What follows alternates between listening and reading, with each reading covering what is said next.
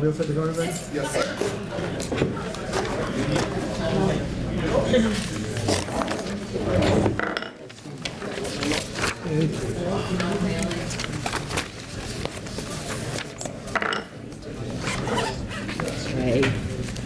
Okay. Okay, are there any more seats over there? People can't really see. You want me to? No, I just leave it out where it is. Are we all set? Yes, sir. Yeah. He checked one in my drawer too. Yes. Ken, is Cable ready? They ready? Good to go? Good evening. Call the Municipal Council meeting for Tuesday, April 4th, 2017 to order. In just a moment, we'll be standing for the salute to the flag. Following the salute to the flag, we are going to be, I would ask that you please stand for a moment of silence in memory of a couple of different people who have passed away. 2 weeks ago, just as we were beginning the meeting, word was received of the death of former city councilor Larry St. Pierre. Some of us on the council, I don't think any of us served with him, but we all knew him. Larry was somebody who loved Attleboro, was very much involved.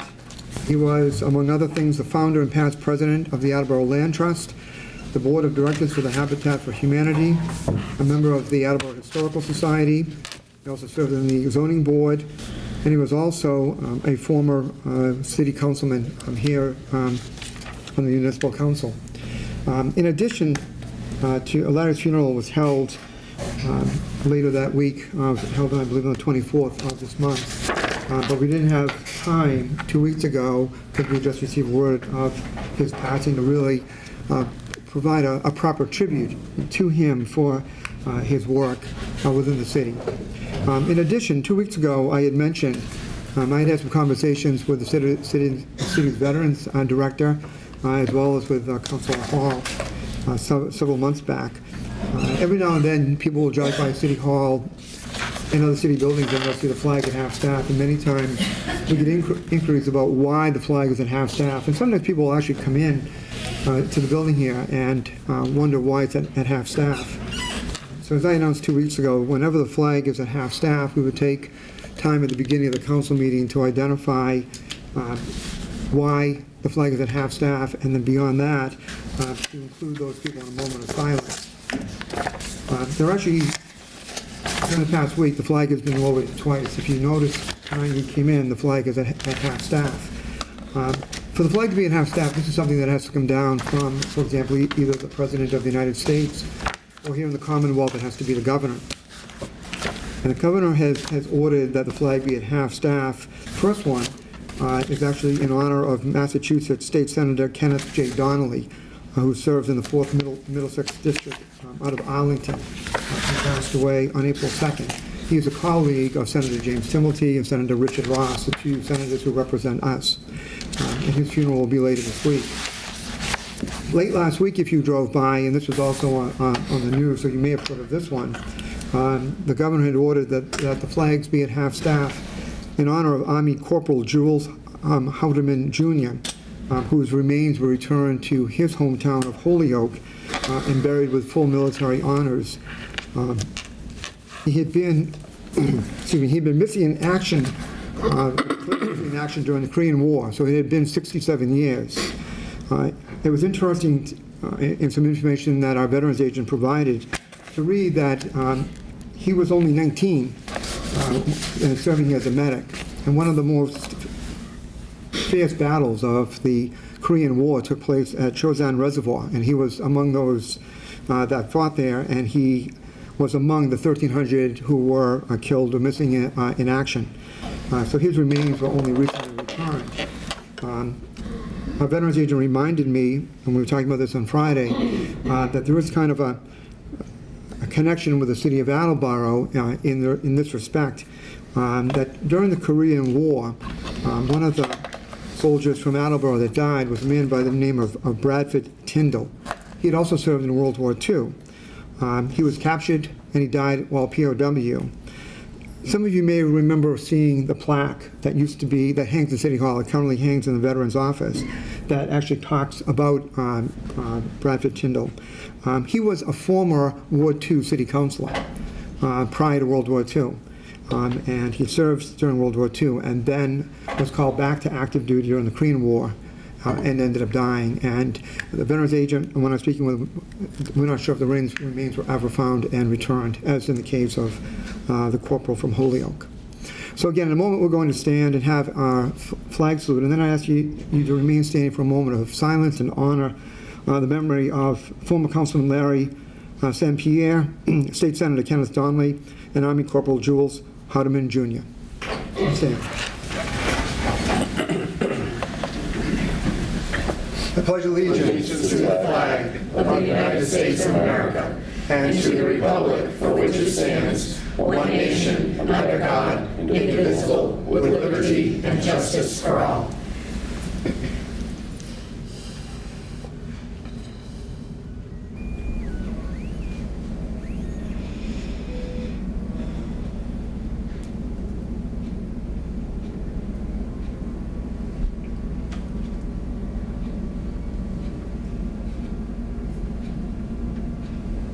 Thank you. You may be seated. This time I would remind those in attendance, as well as my colleagues, to please turn off their cell phone or other electronic device, or at least put it on silence. We have problems broadcasting to other parts of the city on the cable network. And we have found that the phone's doing fair with that. Entertain a motion to approve the minutes of the meeting of December 20th, 2016. Second. Thank you. The motion's in order. Any concerns or comments? Hearing none. All those in favor? Aye. Aye. Opposed? Motion passes. I entertain a motion to approve the minutes of the meeting of March 7th, 2017. Second. Thank you. The motion's in order. Are there any concerns or comments? Hearing none. All those in favor? Aye. Opposed? Motion passes. And lastly, I entertain a motion to approve the minutes of the meeting of March 21st, 2017. Second. Thank you. The motion's in order. Any concerns or comments? Hearing none. All those in favor? Aye. Aye. Opposed? The motion passes. Thank you very much.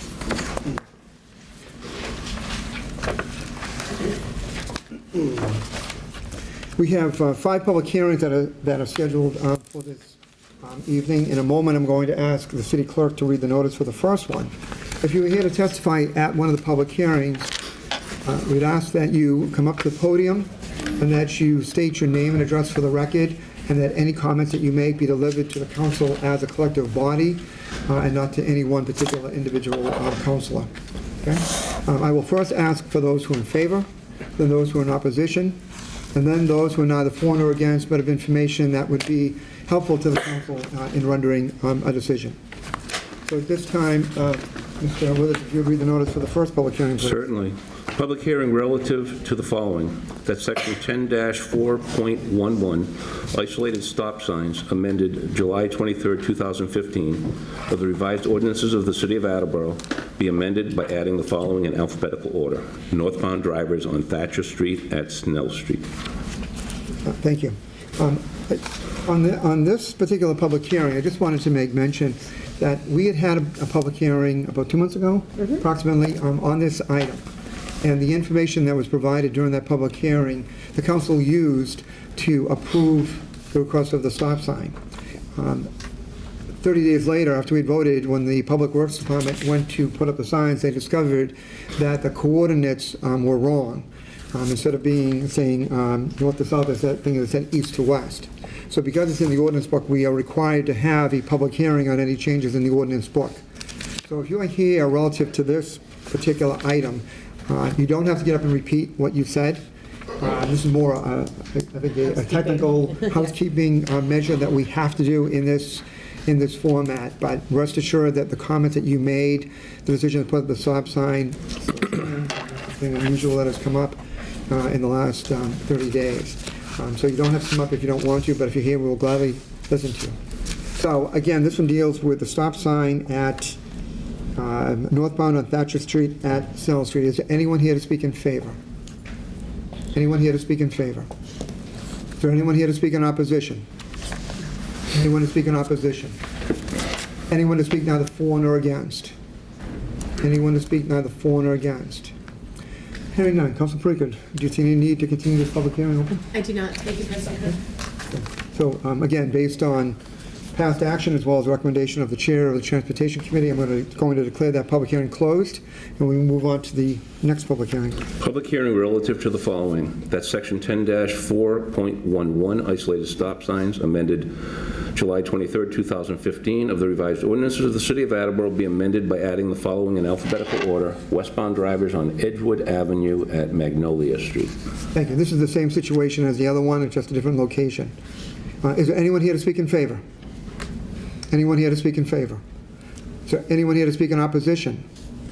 Anyone to speak in opposition? Is there anyone here to speak neither for nor against? Anyone to speak neither for nor against? Hearing none. Council PORRECA, do you think you need to keep this public hearing open? I do have copies. This one was one that was discussed a little more in depth, and we did have a petition that was submitted, so I did put this with my minutes with regards to that, and I do not feel that we need to keep it open. Thank you. Thank you. So again, based on that information and the recommendation of the Chair of Transportation, I'm going to declare that public hearing closed. Go on to a reading of the third public hearing, please. Yes, public hearing relative to the 2017 petition for pole locations from Massachusetts Electric Company. Ingood requests permission to remove solely owned tree guy and install a 35-foot solely owned support pole 8 foot from road on town property. Located across from Emery Street, pole 5520 southwest 49, looks like degrees, LS, install 35-3 pole 5520-84. Thank you. Is there anyone here to speak in favor of this application? Okay, if you come to the podium, please, and give us your name and address.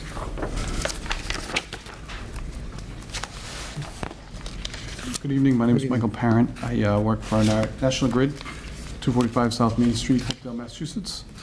I'm here for this poll request. The town tree warden would like to have this tree removed, and in order to do so and keep the integrity of the pole line across from the corner of Park and Emery, Hillside Ave, we would need to install another pole to pull the tension back that's currently existing with the tree.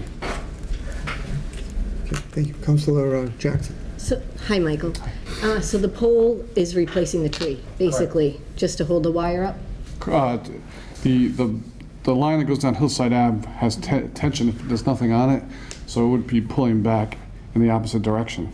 So in order to keep it, from pulling the other pole line over, we'd have to tie it back on the other side. Okay, thank you. Okay, thank you. Are there any other questions from the council?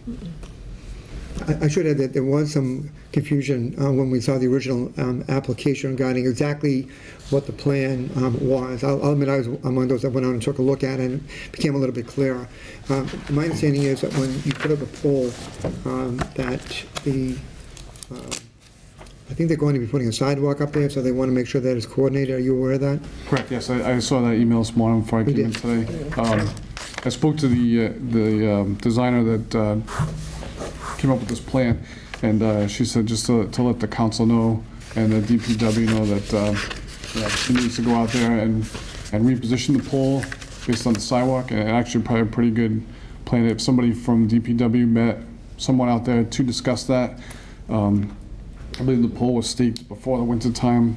I don't know where that stake sits now because of snow and stuff like that, but if somebody needs to discuss that and set it back, we can certainly do that. Okay. I'll relay that information to our DPW superintendent. Thank you. Okay, thank you. Are there any other questions from the council? Anything else, Mr. Parent? That's it. Okay, thank you for coming in. Thank you. Thank you. Is there anyone else here to speak in favor? Anyone else here to speak in favor? Is there anyone here to speak in opposition? Anyone to speak in opposition? Is there anyone here to speak neither for nor against? Anyone to speak neither for nor against? Hearing none. Councilor Jackson, do you want to Close that public hearing, please. Okay. So again, based on the testimony and the recommendation of Councilor Jackson, I'm going to declare this public hearing closed. Councilor Jackson, do you want to explain what the next procedure will be in terms of the vote? Yes. After this evening, we will send this back into my committee. We'll vote it out next week, and then 2 weeks from tonight, we'll actually vote it out of the full council, and you'll be notified once that's done. Okay? Thank you. Okay. You're welcome. Thank you very much. Okay, moving along.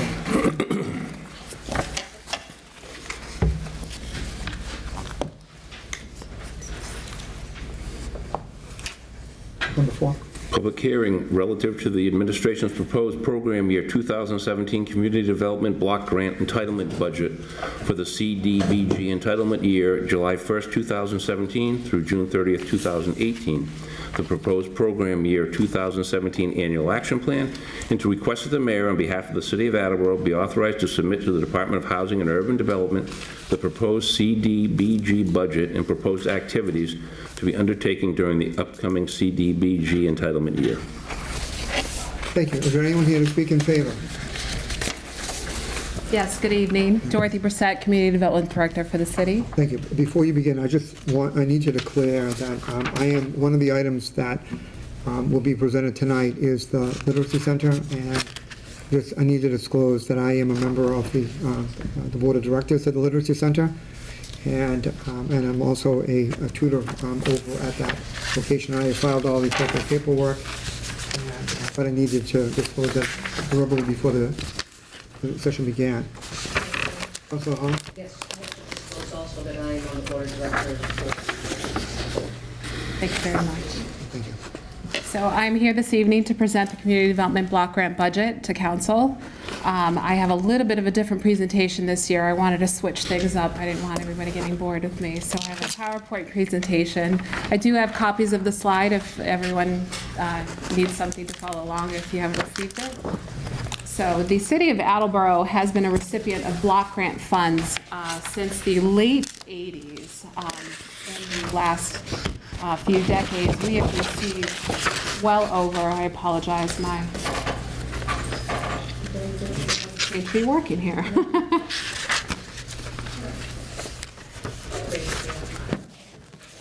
Excuse me, I'm sorry. Any of you who sit on my left want to slide over? You do have a paper copy, so you should probably be all set, This is a, just in case. here she goes. I apologize. The city has received over $14 million in block grant funds since the late 80s. Just in the last 5 years alone, we've received just under $2 million and have served over 10,000 low-income Attleboro residents with this money. Areas in which block grant funds can be used is to redevelop and create affordable housing through a housing rehabilitation program, through the development of jobs under our economic development component, through the improvements and accessibility of public facilities, including any streetscape or sidewalk, any public access to public buildings such as handicap accessibility, and also to fund social service agencies. In the existing program here, I don't know why this thing doesn't like me today. I apologize. So I'm just going to go off of the actual PowerPoint presentation here that I have. Do you mind, Julie? I'm sorry. Maybe it's your... Yeah. Thank you so much. I think you can just push any button. Yeah. Maybe. We were out of battery,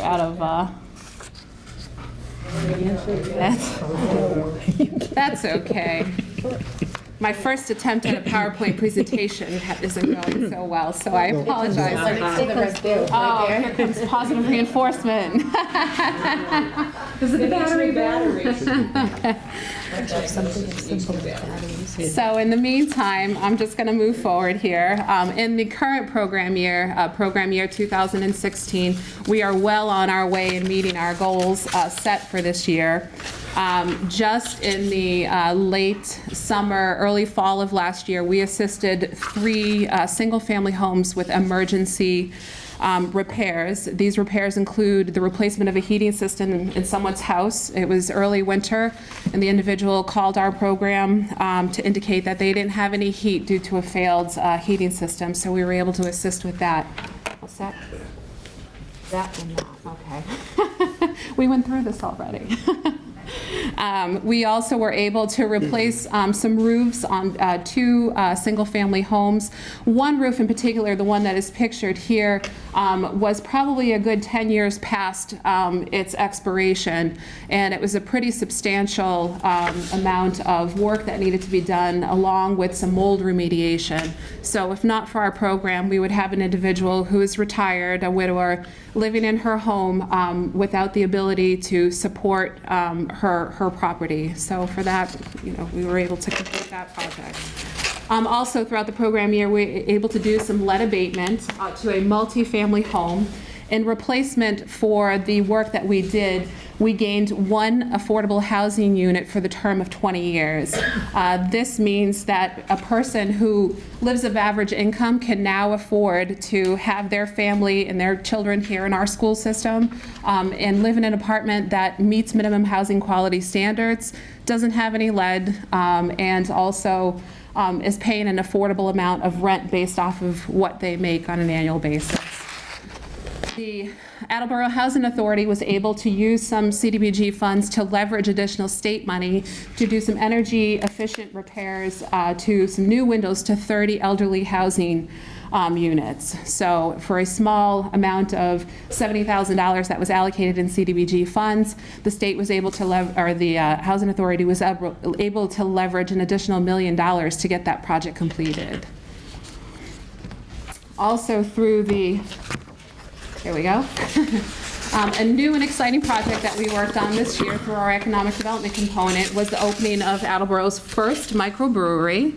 I'm a fan of microbeers, so this is very exciting for me. By assisting this very small business with a $50,000 grant and loan, we were able to create one full-time position and one part-time position for 2 low-income Attleboro residents. So that's a great accomplishment, again, for a small amount of money. Also, throughout this program year, we've distributed 3 applications, and we have 2 applications that are under review for upcoming year funds.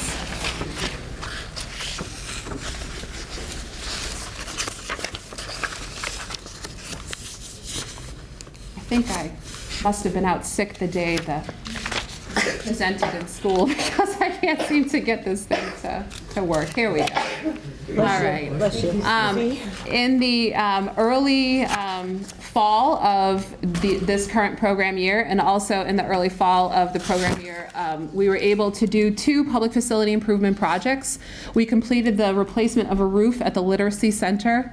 This project was eligible under block grant funds because of the nature of the use of the building. The primary use of the building is to assist low-income persons, so therefore we're able to do any type of rehabilitation to that actual building itself.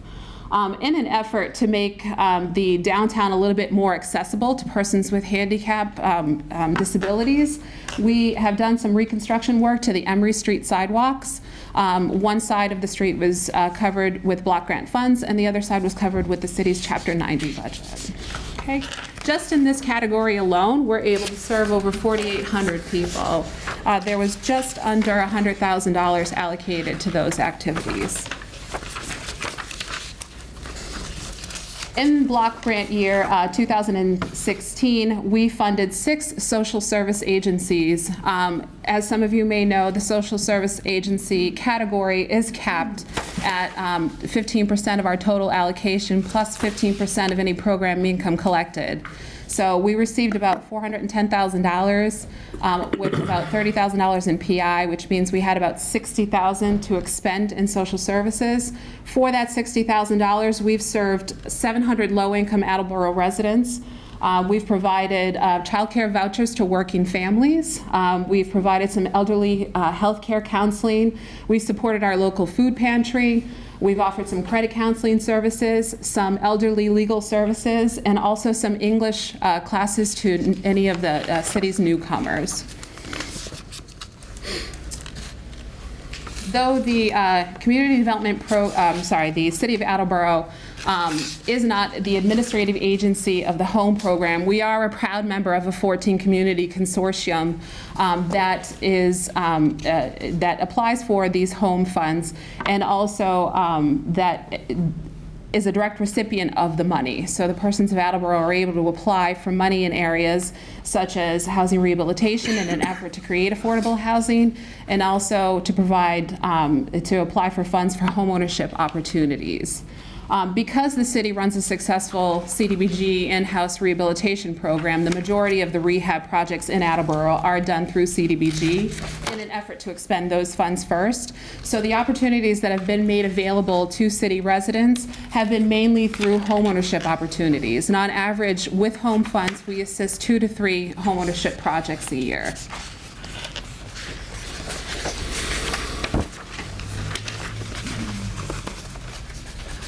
So where is the program going from here? Well, it is proposed by the administration to eliminate wholly the Community Development Block Grant and the Home Program, beginning with program year 2018, which begins in July of 2018. This would be certainly a devastating effect for any community in the Commonwealth, but my concern is mostly for Attleboro.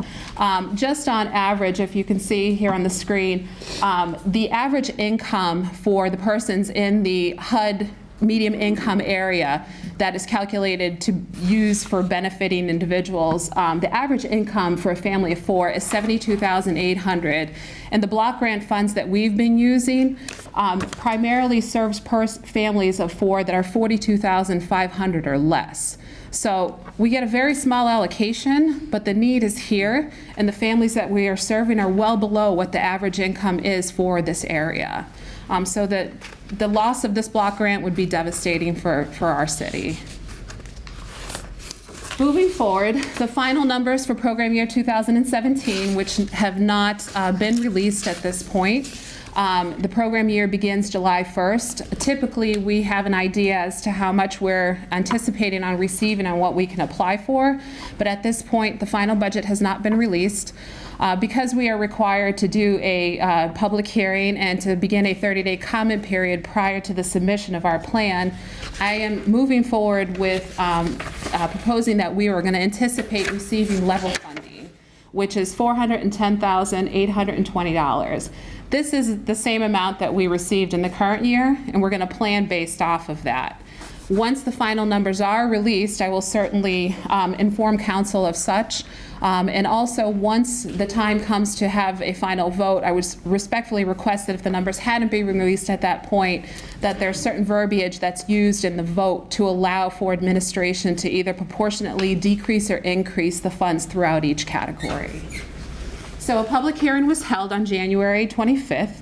This was requesting comments from the public for any of the needs of our community. That evening also marked the start of the request for funding proposal. We received 8 applications for community development block grant funds for the upcoming program year. And those block grant funds will be distributed as such. Our proposed budget is about $475,800. This dollar amount is made up of $410,000 from our allocation, $30,000 in any anticipated program income that we expect to receive.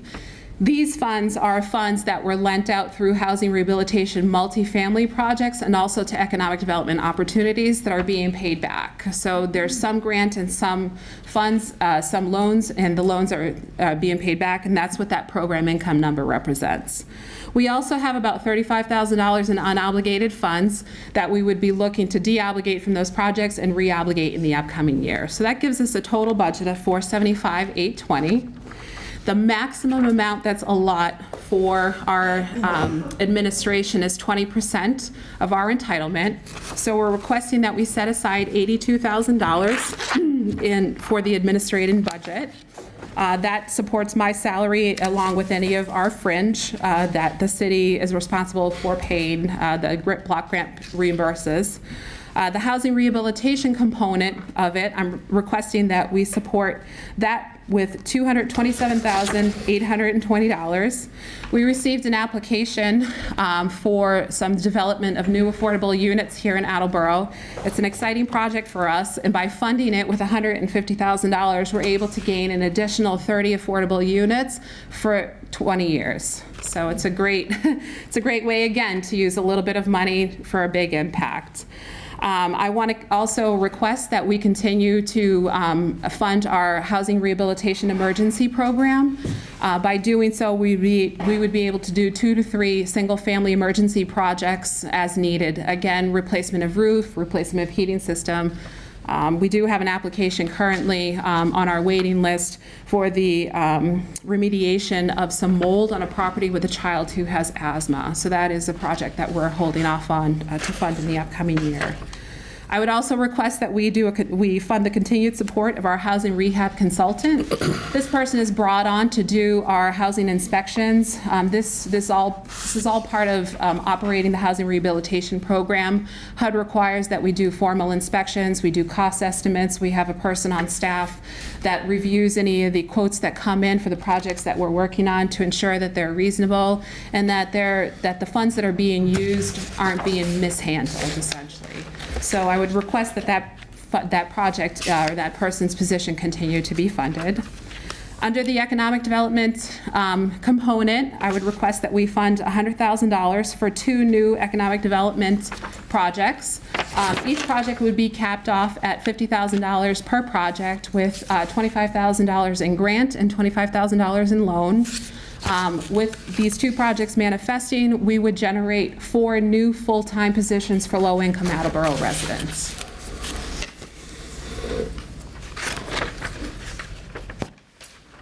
And as always, and not last but certainly absolutely not least, I would request that we fund our social service components and the applications that we received in the amount of $66,123. Again, it's areas that include the Literacy Center for English classes, child care voucher, any elderly health care services, our local food pantry, legal services, and credit counseling. As I mentioned earlier, the social service component is capped. HUD does cap us on how much we're able to use our block grant funds, any new entitled block grant funds and any program income block grant funds on social service agencies, and we are capped. And we're certainly utilizing the maximum amount available to us to fund these agencies. For this small amount of $66,000, these agencies are proposing to serve 730 low-income Attleboro residents. So the basic facts of the program are this evening starts the mandatory 30-day comment period. A draft copy of our action plan is available at the Planning Department, also at our public library, and it's available on the Community Development website on the city's site. The deadline for submitting this action plan to the Department of Housing and Urban Development is May 15th, 2017. So I am respectfully requesting that council vote on the submission of the budget and the action plan prior to that date, along with any amendments that may come along if the budget is actually released, or additional language that allows us to proportionately increase or decrease. Thank you. Thank you. Are there any questions from members of the council? Council Conti first, and then Vice President Denlea, Ms. Hall, and Ms. Jackson. Council Conti. Dorothy, good job. Thank you. Good presentation. I have 2 questions. Sure. And I wrote them down as we went through the project. The first question was, back on the economic development, you said 3 applications were distributed with 2 applications currently under review. Are you able to disclose what those applications under review are? At this time, I'm not, because I don't have the permission of the applicants to do so. It is a potential, I can say one is a potential cafe that is looking to relocate in Attleboro, and then a small restaurant as well, too. Thank you. My second question was on the home program. On average, 2 to 3 home ownership opportunities are assisted in Attleboro each year. Correct. Do you assist by providing a down payment, or how is that assistance given? We do. There's funding available for down payment and closing costs up to $10,000. There are some restrictions, income restrictions. The families would need to take a first-time home buyers class that's administered through an outside agency. And also they need to have some personal investment, a little bit of their own money as well, too. But $10,000 sure gets far, especially with closing costs being as high as they are. And finally, as chairman of the Capital Improvements Plan, I assure you that we will get the vote through the committee well before May 15th. We won't leave you hanging. Thank you. I appreciate that. Thank you for tonight's presentation. Thank you. Thank you. Vice President Denlea. Thank you. I just want to say, Dottie, you and Gary always do such a great job with this. Thank you. And in particular, one thing that I really appreciate is I know you're allowed to use up to 20% of your funds for administrative costs. Did a little calculation, you only use 17%. Correct, about that. That frees up an extra $13,000 to use Correct. for other good projects, and you didn't have to do that. So I just want to thank you for making that administrative choice, both of Thank you. I have a couple questions. My first is, if someone is watching at home and they think they might qualify for one of these assistance programs, how could they get in contact with someone, and who should they contact? There is some information on the city's website under www.cityofattleboro.us. Under departments, the community development link, there is some information available in reference to any of the types of projects that are eligible through the block grant program. They can absolutely call City Hall at any time and talk to me, and I would love to help them.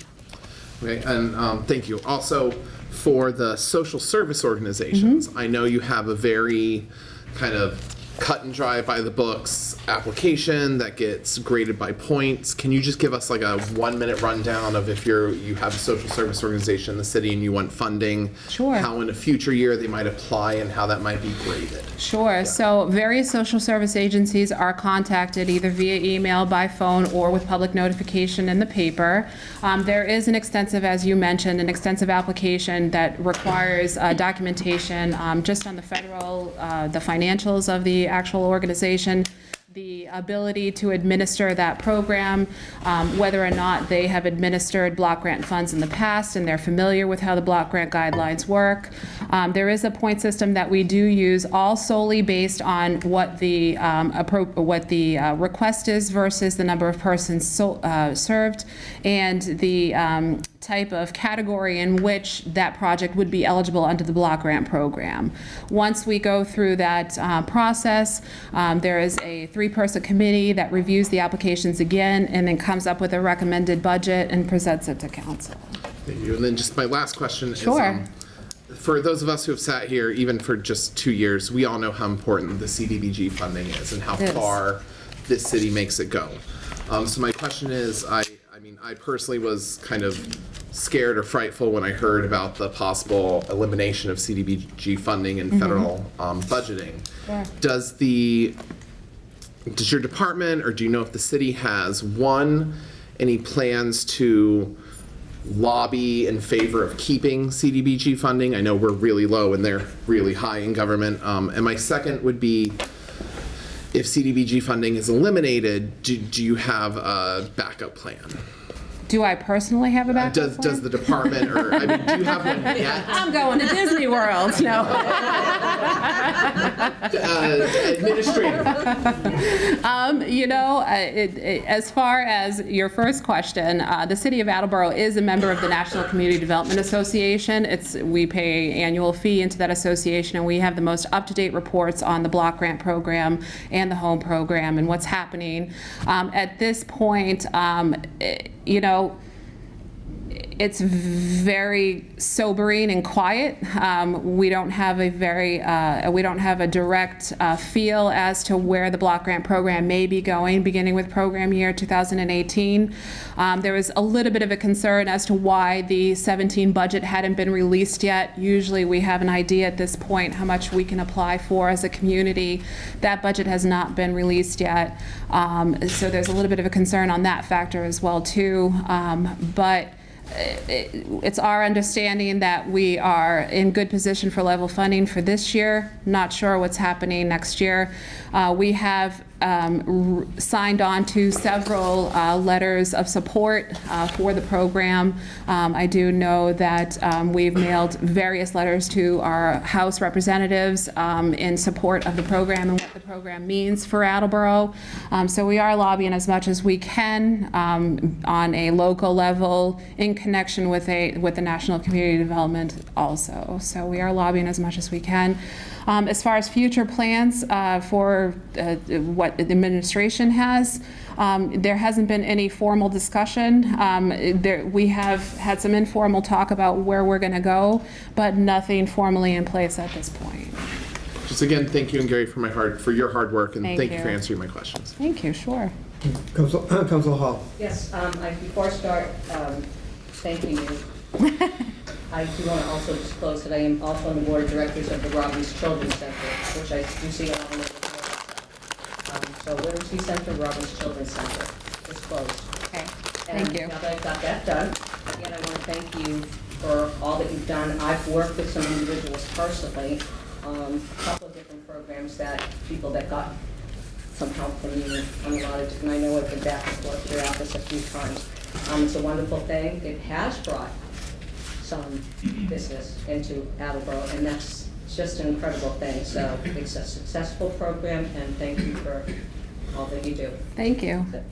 Thank you. Councilor Jackson? I'm good. You're good. Vice President Denlea asked the questions I was going to ask about the King of Presidents. Okay, are there any other questions from the council at this time?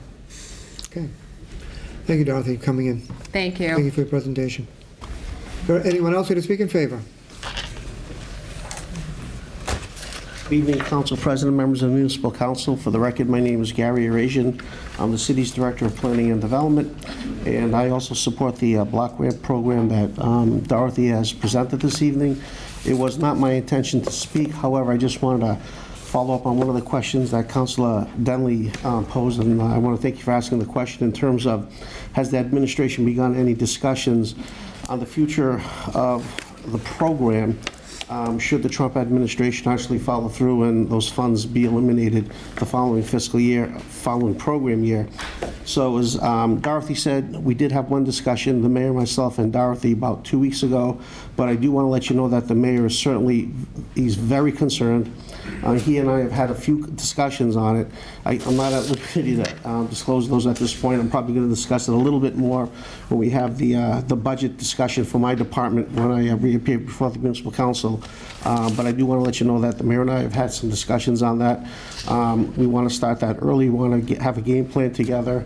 And if need be, and hopefully that need not be, but if that need be, we will certainly have a plan, and most likely the mayor will present that. But I just want to mollify any concerns that we are talking about that as we, but preliminary, but we have begun that discussion, even though that's a year away, but there's no point in waiting for that possible inevitability, so we have begun those discussions. I wanted to reassure you of that. Okay. Councilor Denlea. Thank you so much, and again, thank you for your work. If you and the administration get to a point where you feel like you can disclose more of those conversations, please keep the council keyed in on Absolutely. that. It's something Absolutely. important to many Sure. of us. Yeah. On those, though, as you can, I take the mayor's lead on those, but absolutely we would. Thank you, Gary. Okay? Is there any other questions for the speaker? Okay. Thank you for coming. Madeline McNeely, Director of the Attleboro Council on Aging. Good evening, everyone.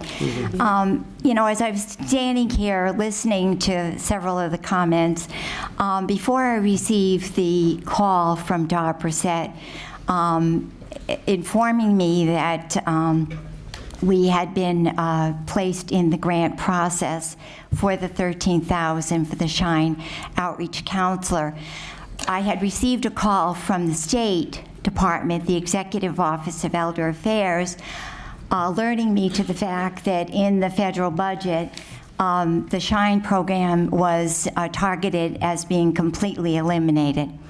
One of obviously many targets that will potentially affect our elderly.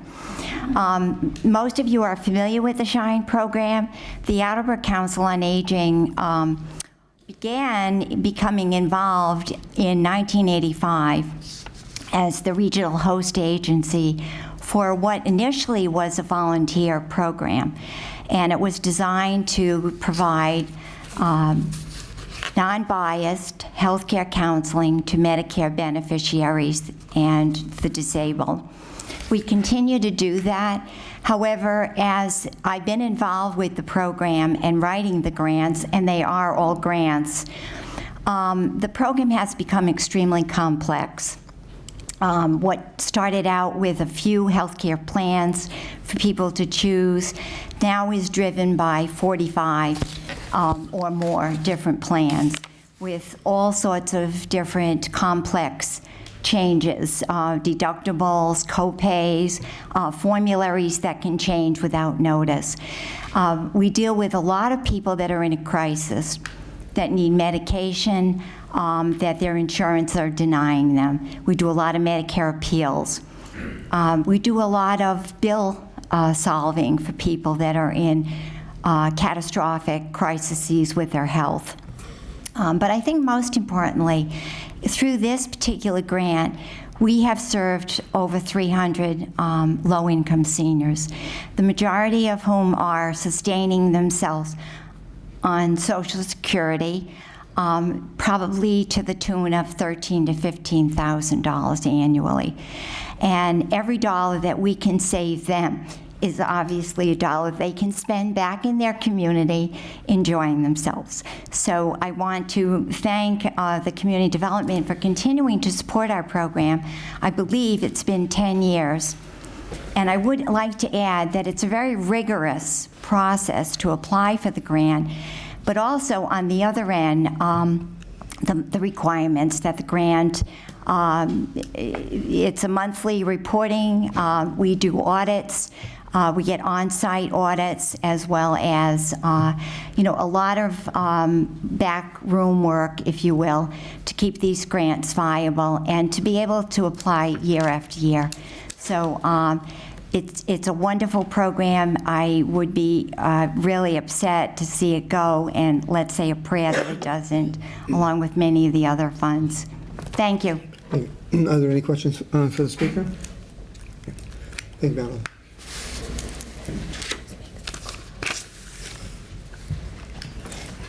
Good evening, City Council. My name is Colleen Hibbert-Kapler. I am both a resident of Attleboro and also a staff attorney with South Coastal County's Legal Services. I'm pleased to be here today to speak with you in support of the Office of Community Development's Program Year 2017 Service Recommendations. The mission of my organization, Legal Services, is to achieve equal justice for the poor and disadvantaged through community-based legal advocacy. And we appreciate the support from the Community Development Block Grant that sustains our ability to continue providing critical civil legal aid services in housing matters for low-income elders in Attleboro. Generous Community Development Block Grant funding helps keep Attleboro residents, elders especially, from experiencing homelessness and ensures that the residents live in dignity in safe, sanitary housing. I urge you to support the proposed grants. With your support, we can continue to maintain our housing services in Attleboro and make a difference in our clients' lives. We also recognize that there are other nonprofits that provide similarly much-needed services thanks to this funding, and so we would request that you support the proposed services as a whole this evening. Thank you. Are there any questions? Mr. Conti? Colleen, thank you for coming, because of all the agencies, your agency is probably the one that I know the least about. And my concern is that for $3,300 and change, you're obviously not able to provide that much legal service, knowing how much lawyers cost. So could I just get a feeling for whether or not that's effective? $3,000 worth of contribution to your program. So it actually is quite effective. I happen to be the attorney who provides most of the on-the-ground services for the Attleboro residents. And we provide, I think the proposal was at least 5 full representation housing cases. These are providing elders in Attleboro with the services from start to finish on cases that are either evictions or getting into public housing. And it's often not just elders. We have clients who are elders plus their grandchildren in their homes. So we have several residents in one that are being served with those services. In addition, I provide outreach at the senior center, and that is, so those are more sort of short-term advice or referral purposes, but at least it gives the seniors in Attleboro, whether they're low income or not, most of them are, that come to see me at some basis for accessing legal services. So is there a Bristol County Legal Services website? It's South Coastal County Legal Services is the organization, and we do indeed have a website. We serve Bristol County as well as most of the South Coast, as the name would imply. And in the city of Attleboro, how long have you been with Bristol County Legal Services? So I just joined the organization in September of this year, but the program has been around for quite a long time and providing the services. So in your short term with Bristol County Legal Services, I'm guessing there's more of a demand than you're able to provide. Always, always. And give me a feeling for the scale of that, of how much you cannot do. Well, just as a basic example, in the Southeast Housing Court, every week in evictions, there are typically around 20 to 30 cases. Now, that's not Attleboro entirely. That also includes the rest of the Taunton area as well. But usually a good, proportion of those, often 4 to 5 cases a week, are Attleboro residents or South Attleboro residents. And so that's 1 week. Consider that through the entire year. And obviously it ebbs and flows, but we're really looking at issues of housing, and that's only housing loss. There's also individuals who are trying to get into housing. In Attleboro Public Housing, the current emergency status wait list is 6 to 12 months for elders. And that's if they have an emergency, they're facing eviction. So often what I'm doing is trying to either make sure they're eligible or get them time. Thank you, Mr. President. Mr. Denley? Thank you. I'm going to ask you this, but I'm also going to ask everyone to speak about social services behind you the same question, so you can just answer it without me asking. But if someone is at home and they're in a situation, they're watching this, where they think they might need your services, can you tell us what your website is or how the best way to contact you would be for them? Yeah, so we actually do an intake line. So the best way to reach it is either online. We have a website, it's South Coastal County's Legal Services. And the other option is to call the phone number. It's, apologize, I don't have the correct phone number in front of me right now. As I said, I'm new to the office, so I don't know the main line. But if they wanted to access the legal services that I provide, I do outreach each month. They actually, in fact, can call the Larson Senior Center Council on Aging, and they are a great way to connect directly to me, or if I no longer am in this role, with whichever attorney is providing the services. Although as the Attleboro resident, I think I'm going to be around for a while. So the Council on Aging is probably the best way to actually hook up with me and legal services in general for residents that are elders in Attleboro. And for non-elders, it'd be the main intake line through our website. So they could just call City Hall and ask to be transferred to the Council on Aging, and Ms. McNeely and her staff will send them in your direction. Exactly. Awesome. Thank That's you so how much. it happens, and it works well. Ms. Hall? Yes, I know some of the organizations that I work with, they get funding from other agencies or other outside sources. I know this looks like a limited amount of, it's a limited amount, but where else do you get funding from? So our agency gets funding from several different sources. We receive a grant from the United Way of Greater Attleboro and Taunton. We also receive money from the Massachusetts Legal Assistance Corporation, the Legal Services Corporation, which is the federal funding, as well as several other smaller or other grants and services depending on the area. So it's a broad base of where the funding comes from. Any other questions? Councilor PORRECA. Thank you, President Cook. Thank you for coming in this evening. I just because there was a constituent concern that I had about 2 weeks ago.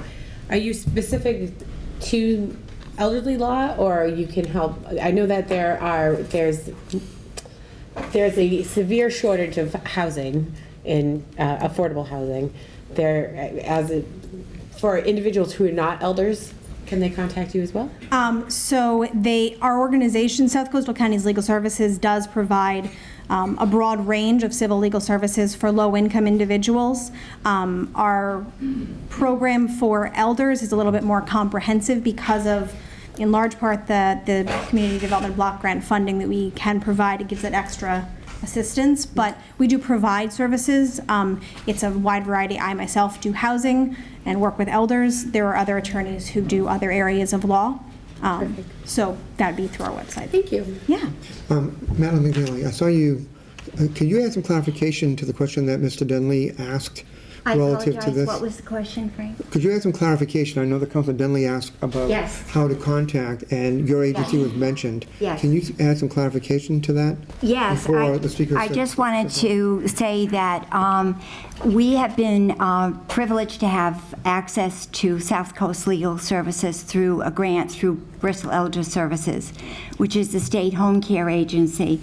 However, that services 14 cities and towns, so the money is spread out.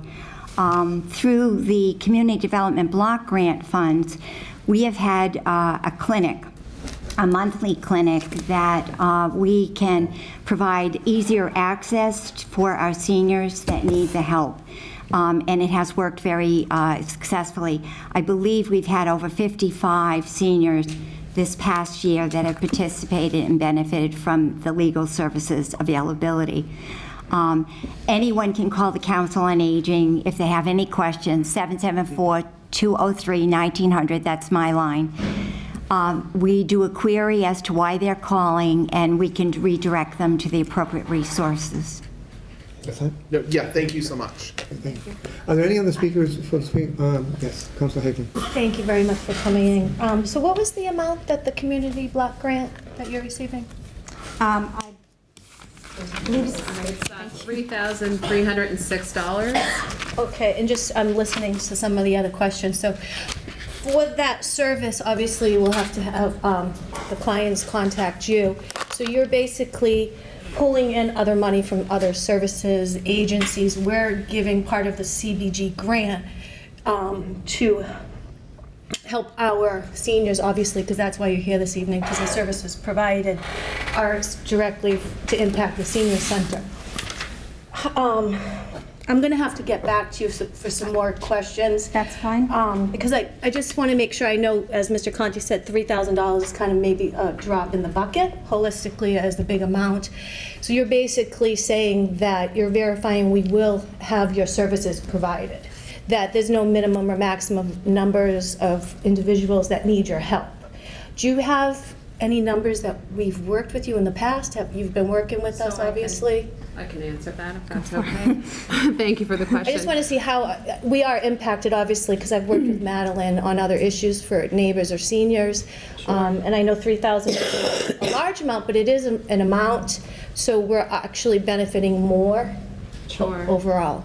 So this is the second year that South Coast has been funded with block grant funds. In prior public need meetings, there has always been a concern and an expression of concern for lack of a representation, legal representation for our seniors. So an application was submitted last year and again this year. $3,000 does seem like a little bit amount of money. As Madeline mentioned, there is a current clinic at the senior center. What this money allows them to do is to extend the amount of time that they're there. So they're currently being funded by a different source on a monthly basis, but the additional $3,000 allows them to be there a few hours longer every month. So that's how the block grant fits in essentially. And then with those funds, in the current program year, they're proposed to serve 5 to 8 new clients. So there are 5 to 8 additional persons who will be served just with this $3,000. So you're saying some of this goes towards like the workshops to in coordination with the senior center to have a larger pool of residents or seniors maybe? Yeah. Is that what you're saying? So it's not just to help program your funding, but to have these opportunities for the seniors to be more involved and have questions? Yes, correct. And in fact, we actually have a Know Your Rights for Tenants seminar that's going to be happening on April 26th that has been planned and coordinated with both myself, and we have AmeriCorps attorneys who are serving in our office who have also assisted in the planning of that. It's going to be at the library at 1 p.m. on that April 26th date. And that's for seniors. I mean, obviously anyone is welcome. It's at the library, but our goal is really for the concerns that seniors face in both housing and the issues, with credit concerns. So we're really using this funding to reach a broad scope of individuals, elders who are low income, especially in this community, in addition to the direct services that we provide. Thank you. Any other questions for the speaker? Thank you for coming in. I noticed that you had read a statement. Could you give that, step into our admin office and give it to our admin person so we can have a copy of it so that we can add it to the record? Thank you. Thank you very much. You're welcome. Is there anyone else here to speak in favor?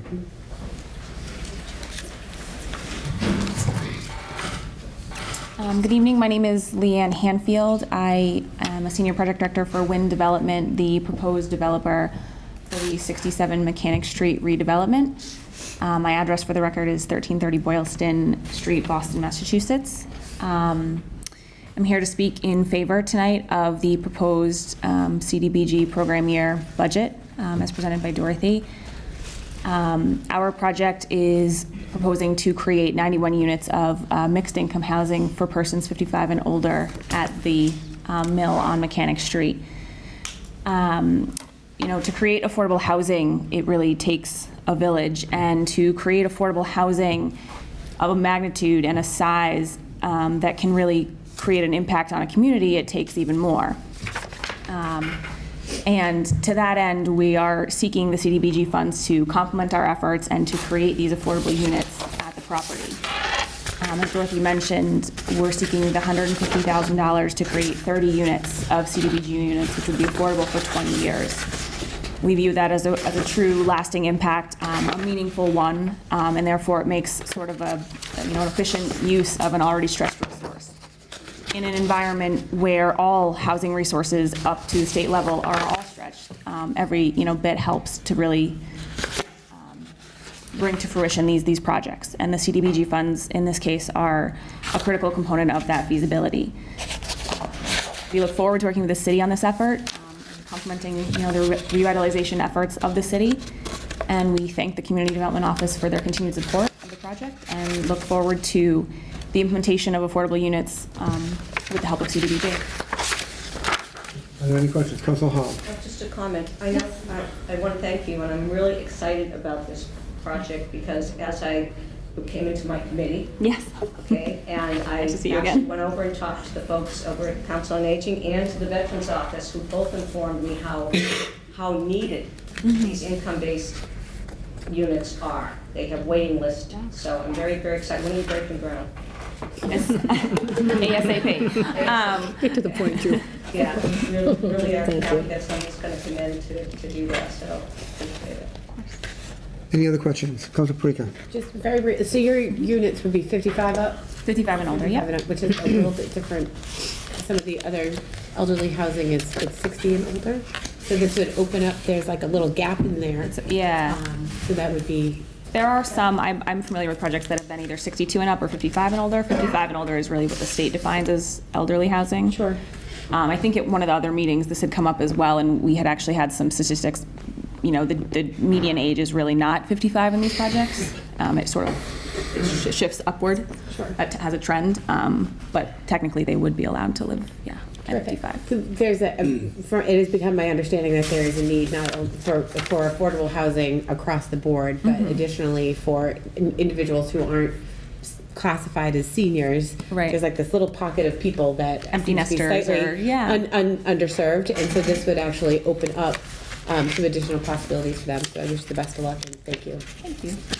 Are there any other questions? Thank you for coming in. Thank you.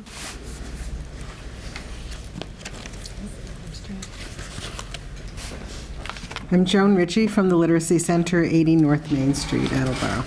I want to thank the council for all the support you've given us in past years. Tell you just a little bit about what we're doing with the funds this year. These funds help to support our daytime and Saturday classes. Right now, we are serving 53 Attleboro residents from 22 countries that have come to learn English. The diversity is just amazing. They go from 19 to 71.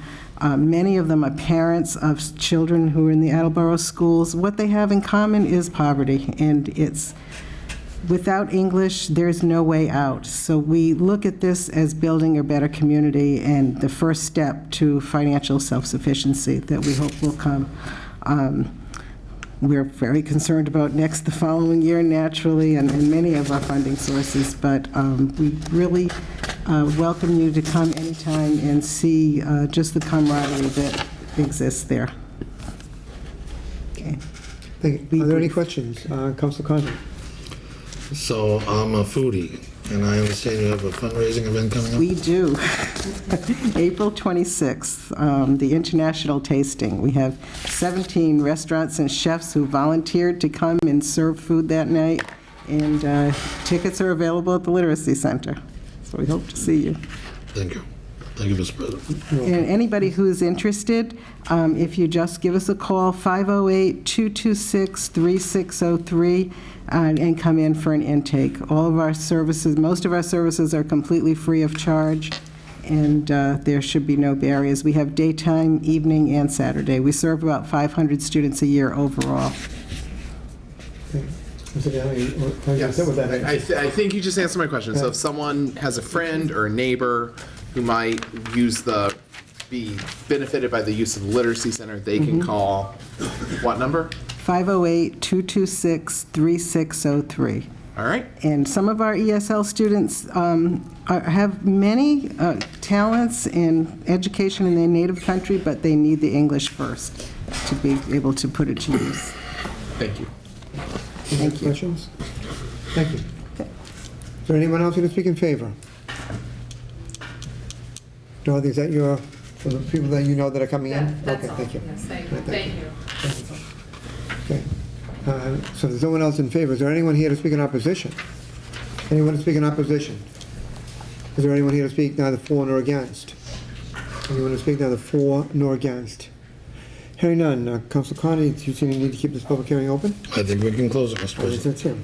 Thank you very much. So based on the testimony that's been presented, the recommendation of Mr. Conti, the chair of the committee that with us resides, and we're going to declare this public hearing closed.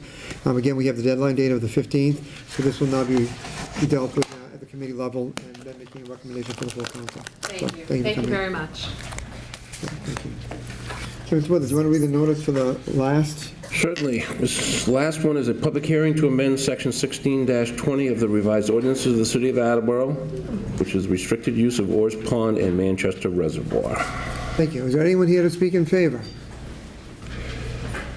Again, if you come to the podium and give us your name and address for the record.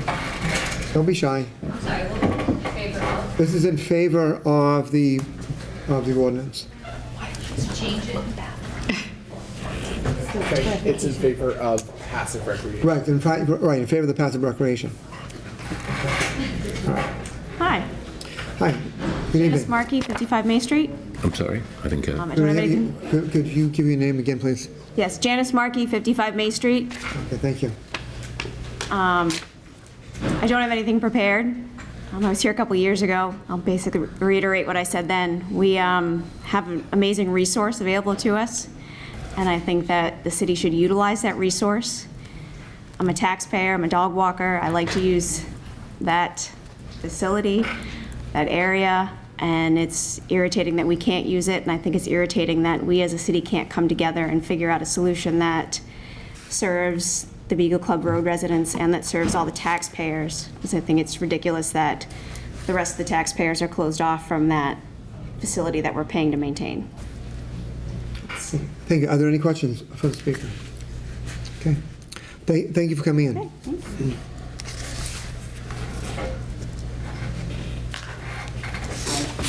Nichols. I live at 720 South Main Did you get Street in that? Attleboro. Excuse me, could you repeat the name again? Lisa Nichols, And your address, please? 720 South Main Street. Okay, thank you. I've lived here for 17 years. I own a house. I used to walk my dogs, run in that area. In the back, I used to pick up trash, pick up fishing lines that were wrapped around a bird. It was very nice to be able to go after work, a long day, to 5 minutes down the road and walk in the woods instead of driving 20 minutes to Foxborough or something like that. We pay taxes, like the person before me said. Here, I think that this is a public area that's owned by the City of Attleboro, and the city people that are paying taxes or live here should be able to enjoy the nature walk and the reservoir water there. And I agree that we could come up with some sort of resolution that there's a limited parking, that we police other people if we see things that are not, whatever the complaint was. But I know that I like running and walking my dogs there, and I think other people do, and we should. And that's all. Thank you. Are there any questions for the speaker? You're my... Okay, you have a question? Thank you for coming. Yes, we've had other issues, and so I've worked with you. Thank you for coming in. And do you have any negatives? I know we're talking about positives, but any negatives that you feel like maybe the opposition and would look at for any negative? Well, I think probably anybody that lives on a dead-end street would like to not have other people come through it, but they bought it, their house is there, knowing that there was already parking, and so that was sort of part of the, when you buy a property there, you can't just kind of close it off from other people, so, I think that's, anybody would want to protect themselves from other people, but... if I may? Yes. Well, I just mean, because I know we're talking about particular street, but this is for the passive recreation for the area, so not just particularly this street. Right. Because I know you're very active, walking the animals, and I'm just trying to look at it we have to look at the other side too. What might be a negative impact?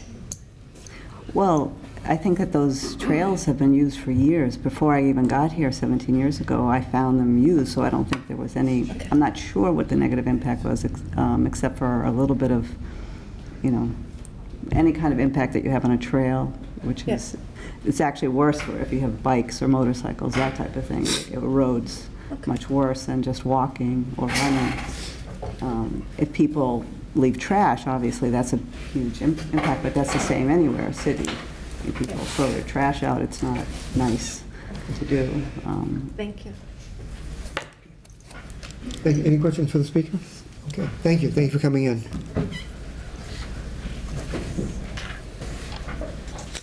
Hello. My name is Kim Olson. I live at 1030 West Street in Attleboro. I've been there for 15 years. It's not far from the reservoir. And I have a few points to make, so I'll try to be quick about it. First thing I want to point out is that based on the last time that the full municipal revised the ordinances in 1976, this particular ordinance has not changed since then, so it's been on the books for 40 years as it is now. And people have been using it as passive recreation for 40 years. It has not been, enforced by the city or by the police, this particular ordinance as it's written. And so, if that was private property, some real estate rules, I think, would come into effect if it was private property where people were using it for 40 years and no one said anything about it, but it's not public property. In addition to that, the people that have been using it for 40 years have been taking care of it. And, in 2002, Attleboro participated with the Executive Office of Environmental Affairs in a study, an 10-mile river 5-year watershed action plan. And one of the goals, there are many in that plan, but one of them is to build a sense of stewardship in the community and to educate people. They say that it says that people care about what they know and what they understand. And that's what the residents of the city have done with that property in the last 40-plus years. You heard last time when we talked about Beagle Club Road, all of the fishermen and everyone else say that they have generations that have gone up there fishing, walking, children, grandchildren, grandparents, 40 years. You don't just take that away from somebody because of a parking dispute. In addition to that, the City of Attleboro's 2009 Open Space and Recreation Plan. The statement of purpose, in addition to other things, said that the importance of the open space and recreation to the health and well-being of the community cannot be overstated. There's over 400 acres up there. The trails are well-defined. The people that go up there clean, they pick up trash, they protect that property. The community are the stewards of that property, not the water department, the community. Not the Beagle Club Road residents, the community. For 40 years. No one said a word until 2 years ago. So, Also in that 2009 use plan, I will say that there was a specific section 9.2.3, item 1, under passive recreation and trail opportunities. It said, working in consultation with the Water Department, the Open Space Advisory Committee should explore the land use around Manchester Reservoir for more accessible recreation trails. It was an objective.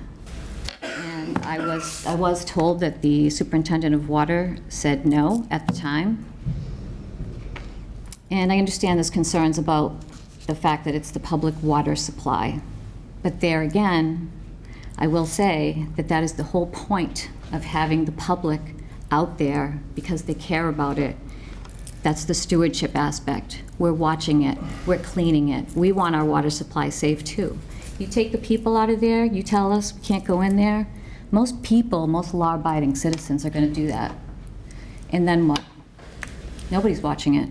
The water department going down there once or twice a day, you think they're gonna be walking out through those acres, seeing what's out there? Mm-mm.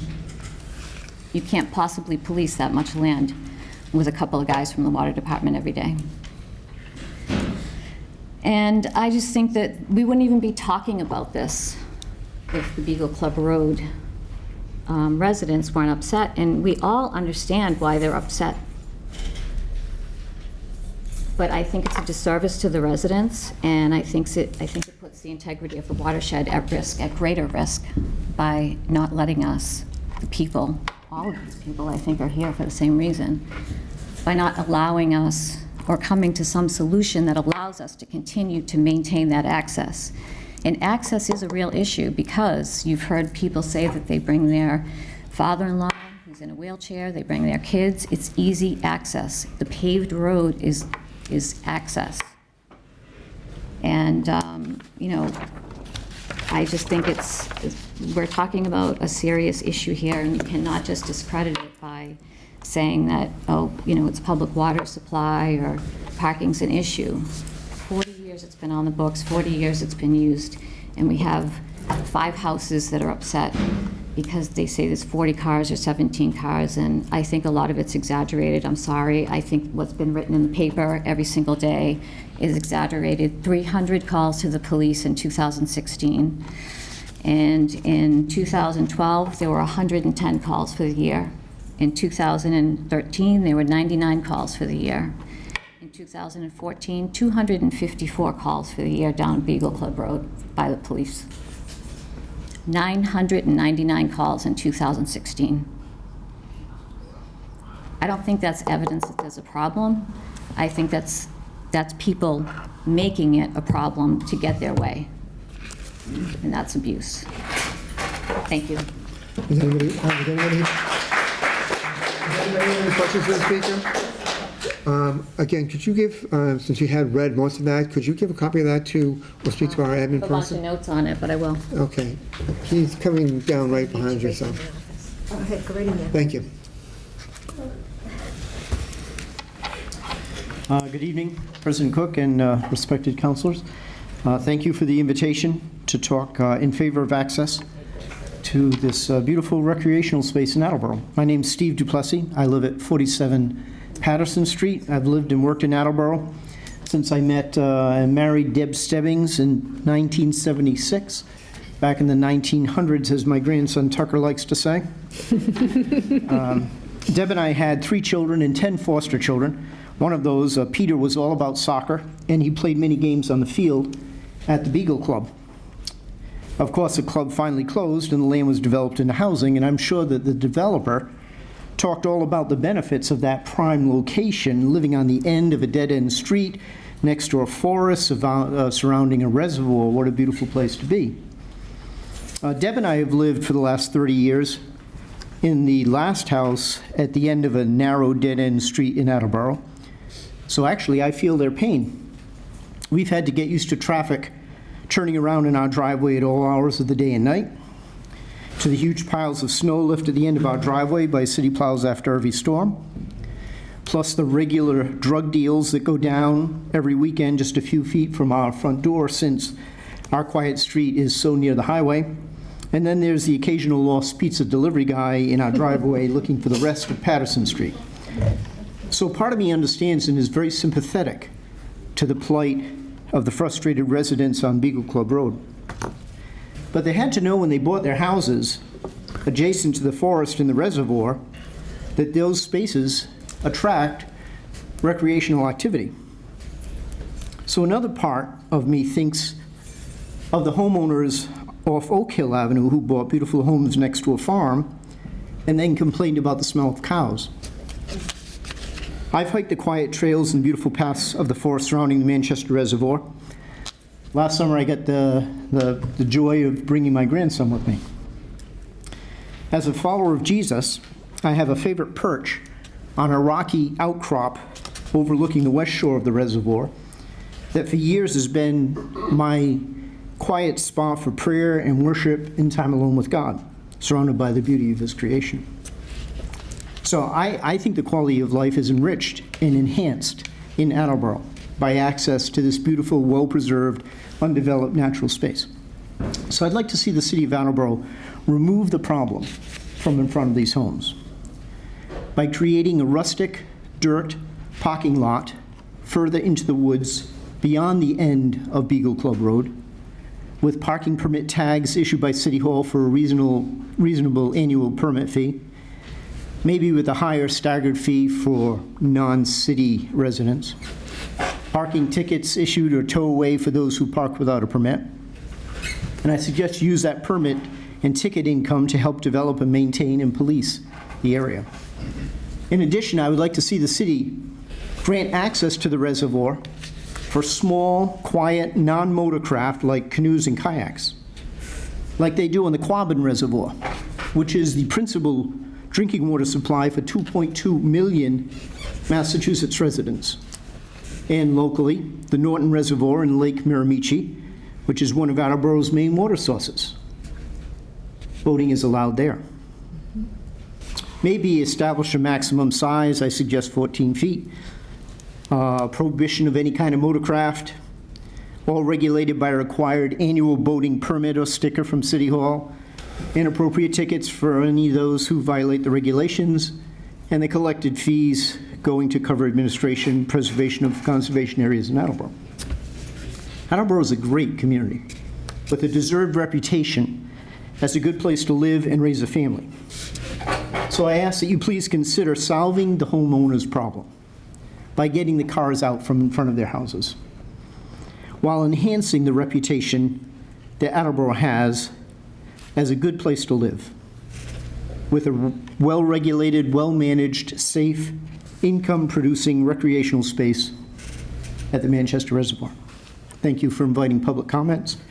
May God bless each of you for your dedication to our community. Thank you. Thank you. Are there any comments for Mr. DePlessis? Mr. Blair? Evidently, you've spent some time researching this, and I applaud you for that. If you thought of a time situation, dusk dawn, 7 to 7? Certainly reasonable regulations, whether it's time of day with a curfew at night, season of the year, it's closed X number of months of the year, or limited in some way. All of that is very reasonable, which I'm sure a good subcommittee or maybe even an invitation to those who use the area from the community to get them to help craft something that is good and useful and reasonable. So you yourself would not be opposed to regulations as far as you suggested a parking area? No, not at all. As far as closing it off, shutting it down at a certain period? No, I think that's only a responsible thing to do, not only for the residents on the road, but for the city of Attleboro. Thank you. Are there any other questions for Mr. DePlessis? Thank you for coming in. If you could just give a copy of that to our admin person so we can get it into the official minutes, I would appreciate it. Okay, thank you again. Okay, thank you. Thank you.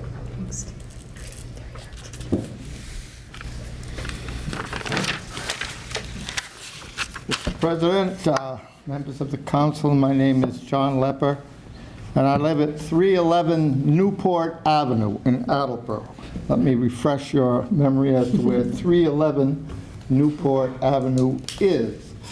When you go by Orr's Pond, there's a fire station on your left-hand side. I know some of you don't get down to the south end of the city too often, but there is a fire station, and then there's a light.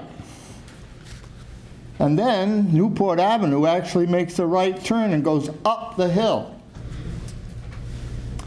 So I've lived there for probably almost 40 years.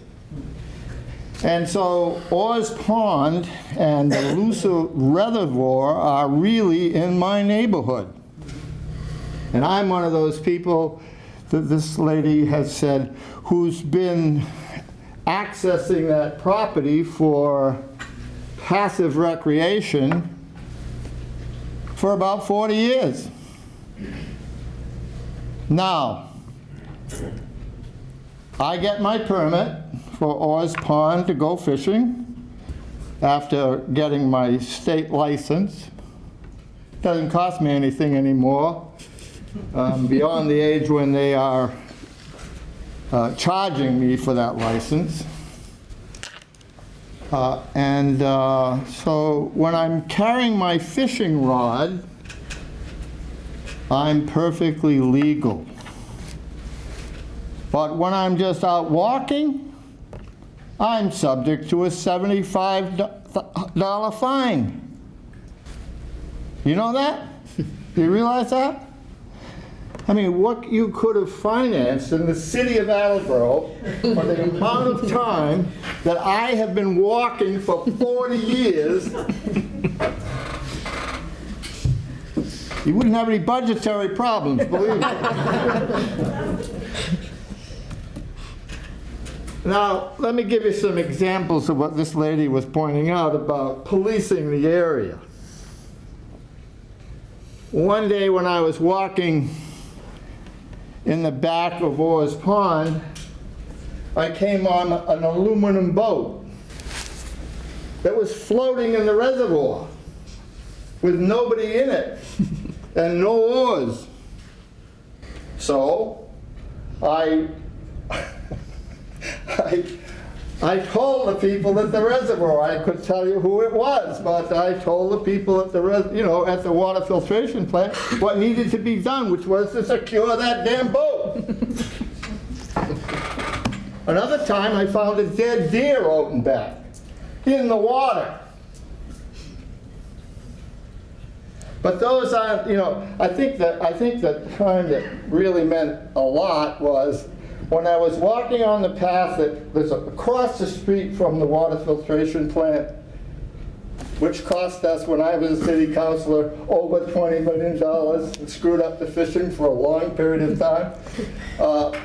Across the street, there is a path that goes along parallel to Newport Avenue, up to about where John Case lives. And that goes up to Luther Dam. And one day I was walking up in there, and some kids were jumping off the top of the pump house. That's pretty dangerous. Pretty dangerous. So I kept walking up to John's house, and I called the cops. The cops came and kicked them out. That's what I mean by policing. Now that happens in Manchester too. Because when I see people up there walking now for miles to get there because of the parking ban, carrying their plastic bags to collect the trash, that's really civic responsibility. I mean, my basic attitude is that the public should be able to use public property and public land with reasonable regulation for the purposes of public safety and public health. But the way it is right now, it's not reasonable, folks. A complete parking ban on that street? Come on. You can do better than that. Really. So I hope that as a result of, I was up here 2.5 years ago. Why did that thing stay in the ordinance committee for 2.5 years? I mean, you can't do that at the legislature, you know that? Yeah, they all killed after 2 years. But I'm glad it's come out, because here's your opportunity to do the right thing and make that ordinance say that we who have been, walking that property for 40 years should not any longer be doing it as an instance of civic, Civil disobedience. You got it. It's my favorite. There shouldn't be any fine attached to walking that property. So I'd be happy to answer any questions you might have. Are there any questions for Mr. Lepper? Councilor Hagney. Thank you, and respectfully, also our former state rep, too. True. And you've been our resident forever, so you probably have more institutional knowledge than most of us sitting here. Well, I really did enjoy listening to all the problems you've got to solve, and I'm happy I'm going home tonight and I don't have to solve them. Now I lost my question.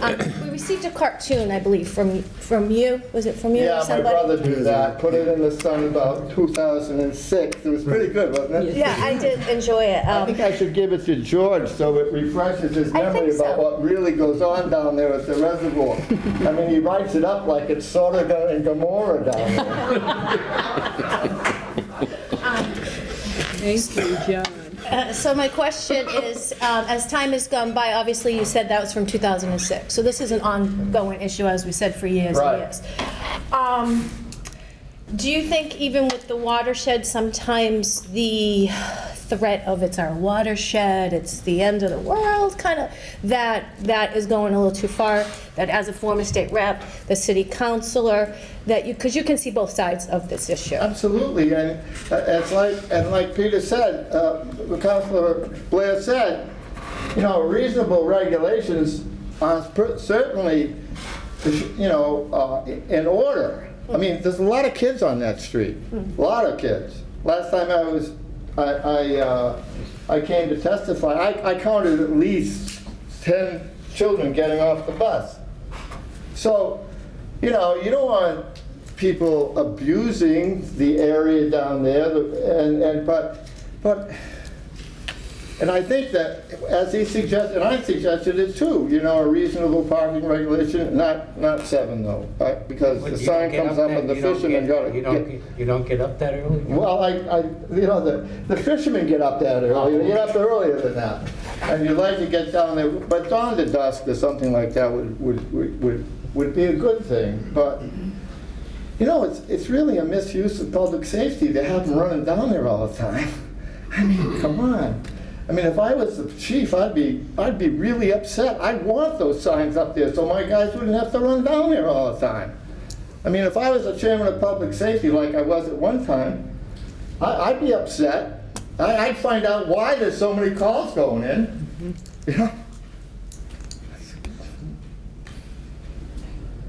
Any other questions? Any other questions? Thank you. As a follow-up, so in that cartoon, there was a previous police chief too that's been dealing with this. This has been ongoing for years, down Yes, at it has. passive recreation. Yes, it has. And when that cartoon went into the paper, the current police chief at that time called me up as a state rep and said what I thought. And I told him just what I'm telling you. Thank you for your honesty. Thank you. Councilor Condi. Mr. Lepper, I'd like your opinion of something that I've often thought of. You and I are not too far apart in age, and those younger than us have these things welded to the palms of their hands. And I don't use mine to its fullest extent, and maybe you don't carry one. Oh, I have one in my pocket, but tomorrow morning I'm going to go out and teach a class at 8 o'clock in the morning where every one of the students has one of those. So they're really frustrating. In order to get the attention of the class, you really have to. So you have seen, hard on that. So you have seen, as I have seen, videos, horrible videos across the nation of people doing terrible things to people that have filmed on a cell phone. And to my knowledge, I don't remember seeing anything on the Manchester Reservoir or on Beagle Club Road. Don't give anybody a chance. Do you think? Do you think? The thing is, Do you think that's unusual? What? Don't you think that's unusual, or do you think that's unusual? How do you explain that people will be nearby and filming a policeman with an arrest or a stop, but no one's filming anything about what's going on in Manchester Reservoir? Well, you mean in the property itself? When you're out there, do you see people with cell phones? Sure. Yeah. I mean, that's how I was able to use I used a cell phone to call the police so that those kids wouldn't be endangering themselves jumping off the pump house at Luther Dam. I mean, that's not a good thing to be doing, really, you know? Thank you, Mr. President. Okay. Are there any other questions? Okay, thank you, Ms. Lever. You're very welcome. Good to have you back in the council chambers again. George, you want to say a copy of that paper? Hi, good Hi, evening. good evening, everyone. My name is Stacy Qualia. I live at 134 County Street here in Attleboro. What I have here, a lot of it's already been said, so I apologize. And nothing so eloquent as this lady has put together. This is the second time we've heard her speak, and it's pretty impressive. But these are my personal thoughts. I've been an avid fan and visitor of the reservoir for over 8 years now, and I'd like to speak in favor of passive recreational use for that area. Now, I know we are here today to discuss the ordinance, not the parking. However, the two are almost inextricably linked. If passive recreational use is not allowed, then the parking becomes a non-issue. Likewise, if easy and accessible parking is not available, then it doesn't much matter if we allow passive recreational use in the area. If you make it too difficult to get there, then people simply can't use it. I was introduced to the area by a fellow dog owner who said, "You must take your dog. There's lots of great trails to walk on and he'll love it." Prior to that, I had never been there. There's all sorts of great trails to walk on. Excuse me. I had never been back there. I had no idea the amazing open space that we have here for our use.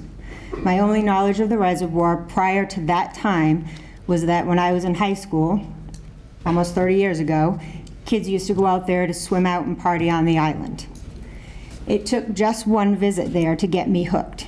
And for 8+ years, I have visited that area again and again and again. It has been a peaceful respite for me from weary days, sadness, and anger, as well as a place of joy shared with family and friends. As my family has evolved, I was able to introduce my now husband and my stepchildren to it. I've sent my parents back there with my pup to hike, and we've even moved on to the next generation, taking our grandson for his very first hike back there. It also just happens to be the place, knowing how special it was to me, that my husband proposed to me. It would be such a shame to restrict access to something that provides fresh air, exercise, family time, and good old-fashioned fun, things that people, and kids especially, just don't get enough of these days. I know that many of you have visited this area as the issue has gone on over parking and the ordinance for use, but I wonder how many of you have actually taken the time and really visited. I encourage each of you, if you have not, take an hour or two one day and head into the woods. I think you'll quickly realize why we're all so passionate about this issue and why we want recreational use and easy and available parking access to be set in stone for all. Take the time to walk the trails. There are quite a few. Some go into the woods and some go along the water. Many of them, you can make a large loop, and if you really want to spend some time, one loop can lead into another, and you can actually hike back there 6+ miles on different paths. You'll feel like you're a million miles away from the hustle and bustle, yet you're never far from anyone or anything, which also means it's really a pretty safe place to go. I hike there alone, and I feel quite comfortable. Keep your eyes open as you meander along your way. You may be lucky enough to see an owl in a tree, rabbits, chipmunks, turkeys, deer, and even a random box turtle. Yes, we actually happened upon one on what we call the owl loop, and my understanding is that they're actually pretty rare. As you walk, I promise, you'll feel transported into a peaceful place and forget that you're actually in the middle of Attleboro. It's amazing to think we actually do have this type of open space still available, especially when everywhere you look, there's houses upon houses upon houses. As you hike, you'll take notice that many of the trails are well-worn. That's a clear sign of long-term use, despite recent attempts to enforce an age-old ordinance long forgotten and ignored on the city books. Clear proof that passive recreational use has been allowed for a very long time. You'll even find after storms, when trees have been felled across paths, that they are cleared. I questioned this very thing with the mayor's office when all of the recent hubbub began back in 2014 and asked, if it's not open for this type of use, who's going back there and clearing these paths? They seemed completely unaware that it was being done. And I'm not sure if it's the hikers who do it or who does it, but it gets done. Trees are moved to the side and sometimes even cut up to clear paths. Some of these trees are very large, so I can't imagine it's the average Joe just walking back there with a saw. It's a mystery, but I assure you it gets done. When things started coming to a head back in 2014 and they decided to start enforcing the ordinance currently on the books, which states the area is open only to licensed fishermen, I contacted the mayor's office. I was told at that time by his assistant that the mayor was committed to keeping the area open for passive recreational use for all, and that they were discussing options on how to make that happen, including possibly building a lot for parking inside the gate at the end of Beagle Club Road. As it appeared, the biggest issue wasn't so much with the use of the land, but rather the parking and the issues for residents on that road. Enforcing the ordinance was more of a means to an end, a roundabout way of curtailing the parking issues by hopefully limiting the number of people that actually use the area. Unfortunately, here we are almost 3 full years later, and this issue, both the ordinance and the parking, still sits before all of you. Decisions have been made, yet we continue to discuss the issue, undo previous decisions, and make new decisions. The time has come, as you all have stated and agreed on in other meetings I've listened to find a long-term solution, one that cannot be undone over and over again. As we sat through the recent meeting on the parking issue a few Saturdays ago, we heard a lot about why use of this area is so important to many, and we also heard from residents of Beagle Club Road as to why they are unhappy with some of the issues that result from that use. Again, I understand that this meeting is solely about the ordinance, but the two issues go hand in hand, and therefore, to some extent, some leeway must be given to discuss them in that manner. Here's what I do know after listening to everyone speak that day. I heard a lot of truths and a lot of stretched truths. I am a strong advocate for recreational use of the reservoir, but I'm also honest. Here are some things that were stated by proponents of recreational use that didn't necessarily ring true to me, and I can only speak from my own experience with the 8+ years that I've been going there. It was stated that there's never any trouble parking. While that's generally true, I will say on a warm summer's day, there have been times, prior to the parking ban, where I would go and have to turn around and leave because there was nowhere to park. So be it. I expected it going down there on a day like that. It's the chance that you take. It didn't happen all that often, but it did happen, and not just on one occasion. It was also stated that nobody ever sees partying or people misusing the area. I'll agree to the extent that I've never come across large groups of people out there partying, but I certainly have seen evidence that it does occur, specifically in 2 areas that I can think of. What I will say about that is, my guess is that's occurring at night when people don't belong back there anyway. That's not something that's going to change regardless of any ordinance that you place on the books. I've witnessed people swimming on occasion as well, and unfortunately, one time skinny dipping midday. However, that's already against the rules, and it's clearly stated as such with signs as you enter and along the water. Again, these folks that clearly aren't following rules anyway. Restricting those of us that do follow the rules is not going to change that. From opponents of the use, I heard complaints that there's sometimes 40 to 50 cars parked on the street. I would challenge you to fit that many cars there unless you line both sides of the street. And in the 8+ years that I've been going there, parking has always been restricted on the right-hand side of the street heading down. I've been and I've seen 10 to 15 cars on occasion, back before the parking was limited, which was before it was banned altogether, but 40 to 50, definitely not. We also heard complaints of residents having delivery trucks and our contractors' vehicles ticketed while parked there for very short periods of time. But we're also told that if people are parked illegally and there are issues going on with behavior and they phone the police to address it, that the response time of the police is so slow that by the time they arrive, the illegally parked vehicles or people are gone. It can't be both. Either they're actively ticketing even after people are parked for a short time, or they aren't down there enough to catch the people illegally parked and behaving badly.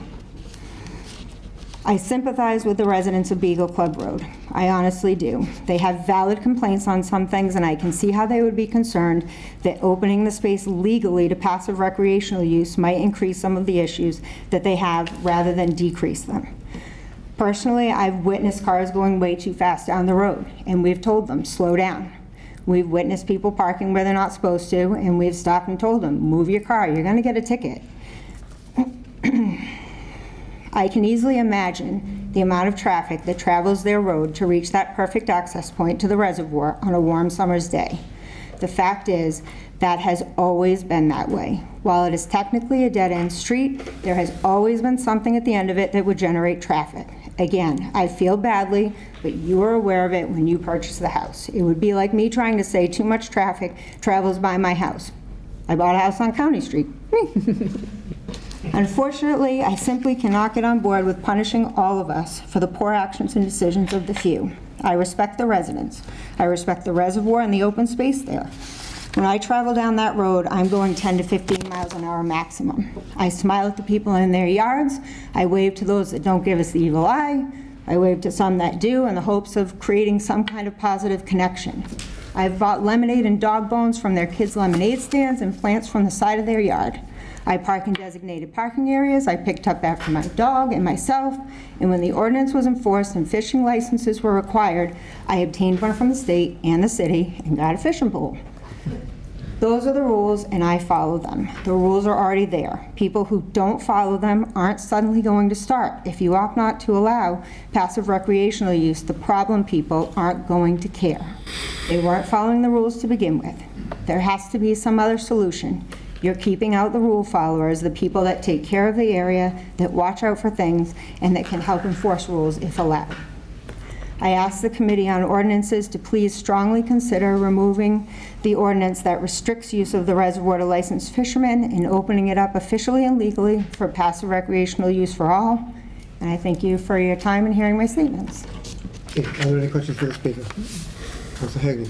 Thank you, Stacy, for coming in. I've known you forever. And you brought up a good point, was we are here for the passive recreation, and you also talked about the building, the development, the loss of land. Your backyard used to be, we used to live on a dead-end street. So we know firsthand about the park, and people used to park behind your house. And now we're talking about the public land. We don't really have a lot of open space left. So we do have a lot of groups in the city that are trying to remain that open space. And this is public land. And I know you do drive over there because you don't live close enough to walk over there.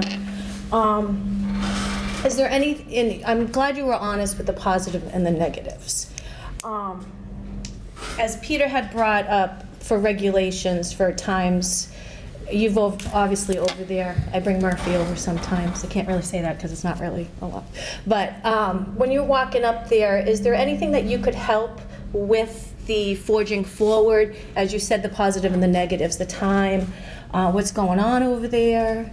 Is there anything that I would like to see this come for a vote at some point in time. So is there anything that you can help with to kind of say we need certain regulations, when it opens, when it closes? I mean, I definitely, as they've said, dusk till dawn. I mean, the park's that way. You can't be in the park after dusk. You're not supposed to be in there till dawn. It's the same kind of concept. You have no need to be back there in the dark. You're back there to be doing something you shouldn't be in the dark. I mean, that's the simplest thing. I did drive by the paths that are out on Richardson Ave. We happened to go by there Sunday and noticed they had a chain up across the parking lot. I'd never noticed it before. My assumption is there must be some time limit to the use of those trails over there, because when we came back by, the chain was down. So again, if they were to put parking inside the gate, same kind of concept, just close the gate at dusk. I don't really think you can pick a time frame, because obviously dawn and dusk changes at any given point of the year. That way there, because in the summertime, it's not uncommon, for us to go after dinner at 7 o'clock, or, I'm certainly not going at 7 o'clock in the winter, that's for sure. Thank you. Thank you for coming in. If you could give that statement to our admin person, Mr. Owen, so we can make a copy. Appreciate it. Thank you. President Cook, Vice President DENLEA, and members of the council. My name is Aaron Preston. I live at 121 West Street in Attleboro, and I'm here to speak in favor of passive recreation, the issue that's before us tonight. I first moved to Attleboro in the early 1980s, and my father would take myself and my siblings out exploring by the water and walking through the trails at the Manchester Pond area. And at the time, I wasn't aware that we were being engaged against our knowledge in a criminal enterprise. Exactly. However, I will say that as I'm now a father of 2 daughters, age 7 and 11, I've continued that family tradition of engaging them in unlawful activities of exploring the water and the woods around the Manchester Pond area. It's something that we absolutely enjoy. It's one of my children's favorite parts of the city. We also are a dog-owning family. We enjoy taking our dog for a walk. As a parent, I absolutely sympathize with some of the horrendous descriptions of the incidents at Beagle Club Road by the residents. I realize, as has been previously stated, we're not talking about the parking, but I just want to mention that I absolutely understand and sympathize with that, and I applaud and appreciate that the council was willing to take quick action to do something about that. And sometimes the best thing to do is to take quick action while you figure out what the right plan is. I also appreciate that the parking issue is a complex issue, and there's many sides. And I would also like to say that I don't think that the passive recreation issue is a complex issue. I think it's a very straightforward issue. I think, to quote Mr. Lepper, I would say, do the right thing. As a taxpayer, a parent, resident, dog owner, fisherman, I would encourage you to make, as you've done clearly with this issue, separate the two things, make the right decision on the passive recreation, and then, I feel very fortunate to have a dedicated council of smart people who have solved complex problems in the past, and I trust that you'll be able to solve the Beagle Club parking ban issue in the same way. So that's all I have to say. Are there any questions for the speaker? Okay, thank you. Thanks very much. Hi, my name is Gina Johnson. I live at 832 West Street, and fortunately, I'm a neighbor of the Manchester Reservoir, and my husband and I have enjoyed that property probably for over 20 years, and now sharing that with our children as well. We walk our dog there. We live close enough actually to walk to the reservoir. We live probably less than a half a mile, so I never park on Beagle Club Road. Literally walk from the house, walk through, take the dog for a walk probably a couple times a day. Typically just on the paved path, but when my husband's with me, we will walk the trails. In the winter, we will go snowshoeing, which is absolutely gorgeous there. I want to state that I do not believe that the Beagle Club residents have any ill intent. I think they're wonderful people with real legitimate concerns. And my request for allowing passive recreation, I'm not saying throw caution to the wind. They have some real concerns, problems, things that need to be addressed before parking is open, and I know we're not talking about that. I just wanted to put a face to passive recreation, and I want you to know that there are residents of Attleboro that appreciate that area, that enjoy that area, respect that area, and we hope to continue to do that legally. Whenever I've seen the signs, pick up after your dog, I'm thinking, well, I do that, so I must be legal to do this. I had no idea for all these years that we weren't. So I know that you will think about this and make the right decision. So it's a beautiful area with many people that enjoy it. So thank you. Thank you. Are there any questions for the speaker? Okay. Thank you for coming in. Thank you. No, not at this point. Okay. You should just allow a person to come up who wants to speak. Yes. Good evening. I'm Dana Keneally. I live at 234 Thatcher Street. been a resident of Attleboro since 1972. So we've done kids, grandkids, lots of kids, and it's a wonderful area to be able to bring our children and our grandchildren to, and I hope that you will give us that opportunity to continue to do that. All the residents. I feel very badly for what the Beagle Club Road people have had to endure. I wouldn't want that going on in front of my house either, but there is, I'm sure you people are going to be able to come up with a resolution that will satisfy everybody. I think the suggestions, I don't remember his names, of the gentleman that suggested the parking area, permits, make sure that there's some place for people to bring trash to. It is important that you allow people to be in there, because if it becomes isolated, you're going to see more damage. I think our water system will be at risk. There's nothing like having good people in there to make the difference. I think the people on Beagle Road are good people. They want good things for the area too. But I think there's a means of you people to come to a resolution, and don't let it go too long. You know, summer's coming. Lots of people want to be there. Give people good, positive things to do, good, positive resolutions, and it'll be a happy city.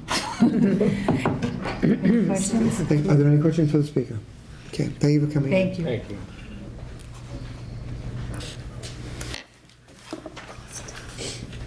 Hi, I'm Don DeCosta. I live on 819 Thatcher Street. It's cut off by the highway, so it's the two remaining houses on the reservoir side. And also, I own the property on 0 West Street, so both directly across from the reservoir, further down the road than Beagle Club. And I think I'd like to mostly speak about the educational piece of this amazing property. I've learned how to fish there. I've learned how to crawdad, so if you've never done that, it's an amazing experience down there. I've learned how to skip a rock. I've learned how to wild craft blueberries, raspberries, blackberries, wild grapes, plantain, witch hazel, golden seal. It's all there. It's all amazing.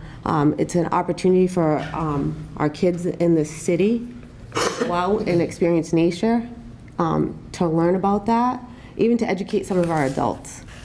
I do live on the corner of 2 dead ends, so I understand the parking piece. I understand the partying piece. There's many times I go down there and I bring a trash bag and I pick it up, and I think that's another educational piece. I bring my godsons down there to skip rocks, and we come back with trash a lot. We talk about recycling it, we talk about cleaning it up. You know, we learn about snakes, we learn about turtles, we learn about the birds that are down there. There's so much down there. It's more than hiking.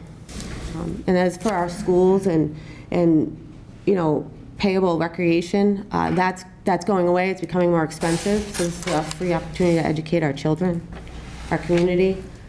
And you know, the parking happens at our end of the street as well. You know, it's the hindrance that you pay for the beauty that you get and the ability to use that space. Thank you. Are there any questions for the speaker? Stephen, did you keep that in? Okay, good. Any questions? Okay. Thank you for coming in. Thank you. Is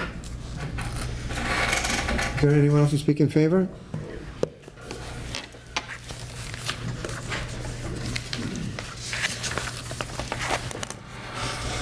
Good evening. My name is Paul Denese. I live at 15 Musket Road, which is on the 4 Mile Brook, which is the outlet from Manchester Reservoir that goes down to Oars Pond. Family and neighbors walk up to Manchester Reservoir by following the pipe route up to the area. I'm speaking tonight as a resident, not as chairman of the planning board or as a member of the Open Space and Recreation Development Plan Committee.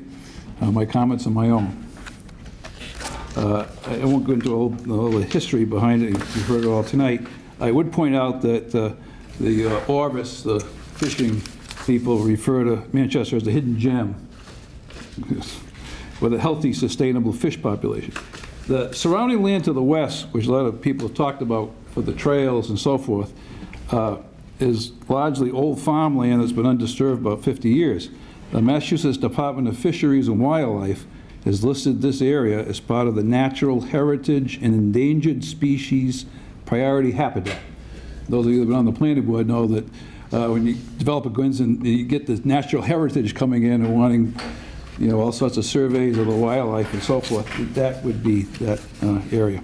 Unfortunately, this land is not owned by the city.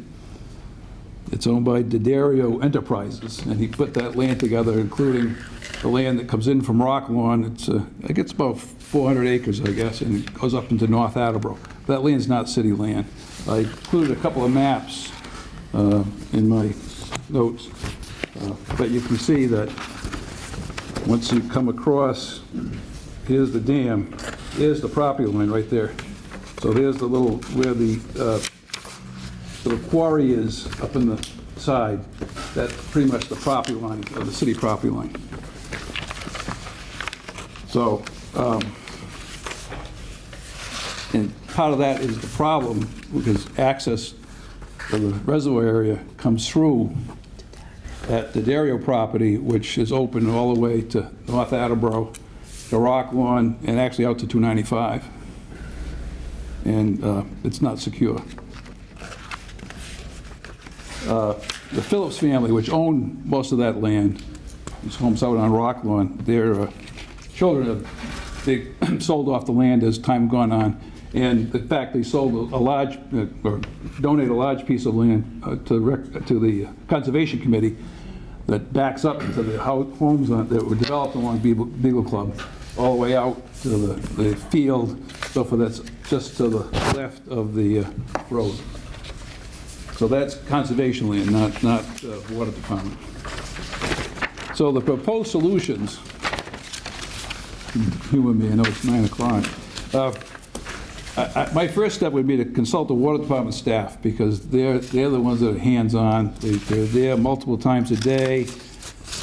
They've experienced this for some number of years, and so I'm sure they could provide some balanced perspective on what they're finding and what they see as what's going on up there. I know there's old wives' stories about, I got my kid through college just handing the deposit bottles back in from reservoir area. We need to investigate the off-site, the parking, the other side of the gate. And there is, if you look at that map, there is essentially a dirt road that crosses the culvert. The 4 Mile Brook runs under the road.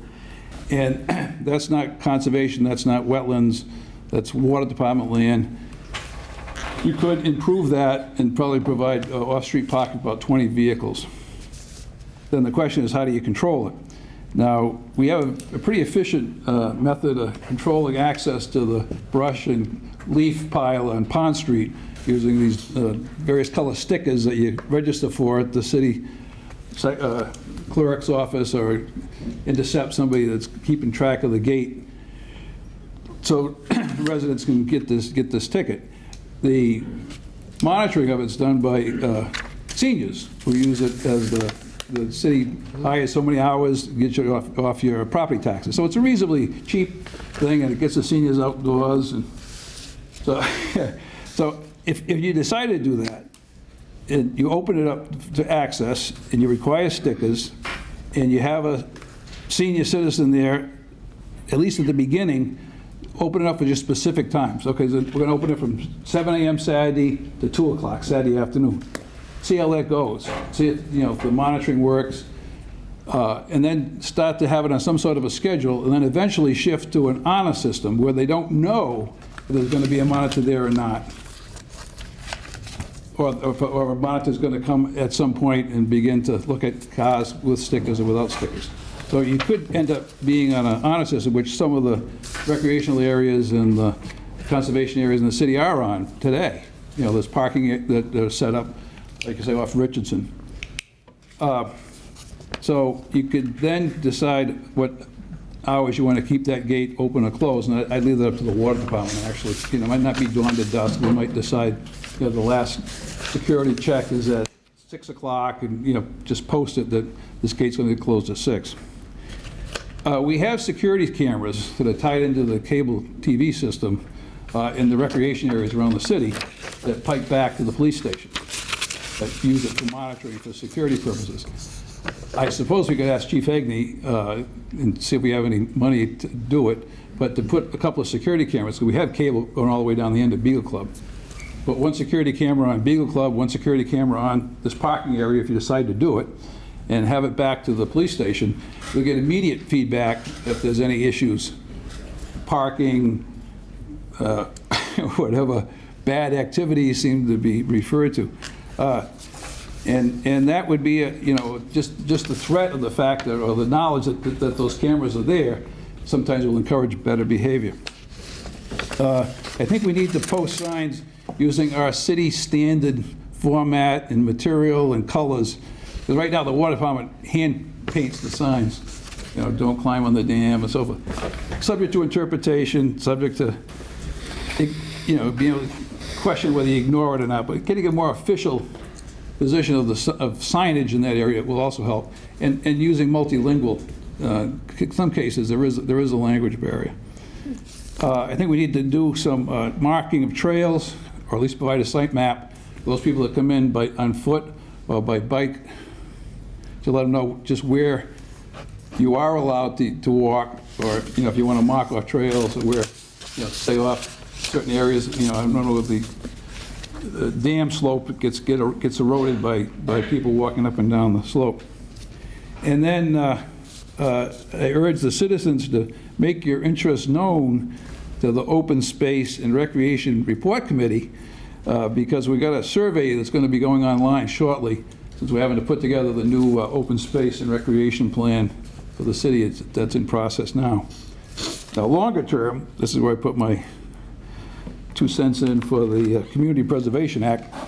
160 towns and cities in the state have adopted the Community Preservation Act, where you get to decide to put a little adder on people's taxes or on their water bill, and you can set that adder based on whether you give elderly or low-income people a break, but they don't have to pay it. But you start setting up a separate fund for community preservation. That includes open space, recreation, historical sites, so forth. Now, the interesting thing is the state reimburses you. They match part of that. Now, at one point, they were matching 100%, but once the word got out and city finances get a little tight, so many cities adopted the Community Preservation Act that the 100% match went down to 20 because the state ran out of money. But if we did that, and we built up a pot, we could end up buying the rest of the land that's sitting there that the Dario has. And I've included another map that shows the access of that land onto Rocklawn. And that's the first 43 acres that he owns. And you could start to develop a true passive recreation area that includes all those trails, and it'd be one of the largest parcels we've got left in the city that's currently in pretty much its original state. So that's my 2 cents as a resident. Thank you. Are there any questions for the speaker? Okay. Okay, thank you. Thank you, Mr. Nancy. Anyone else going to speak in favor?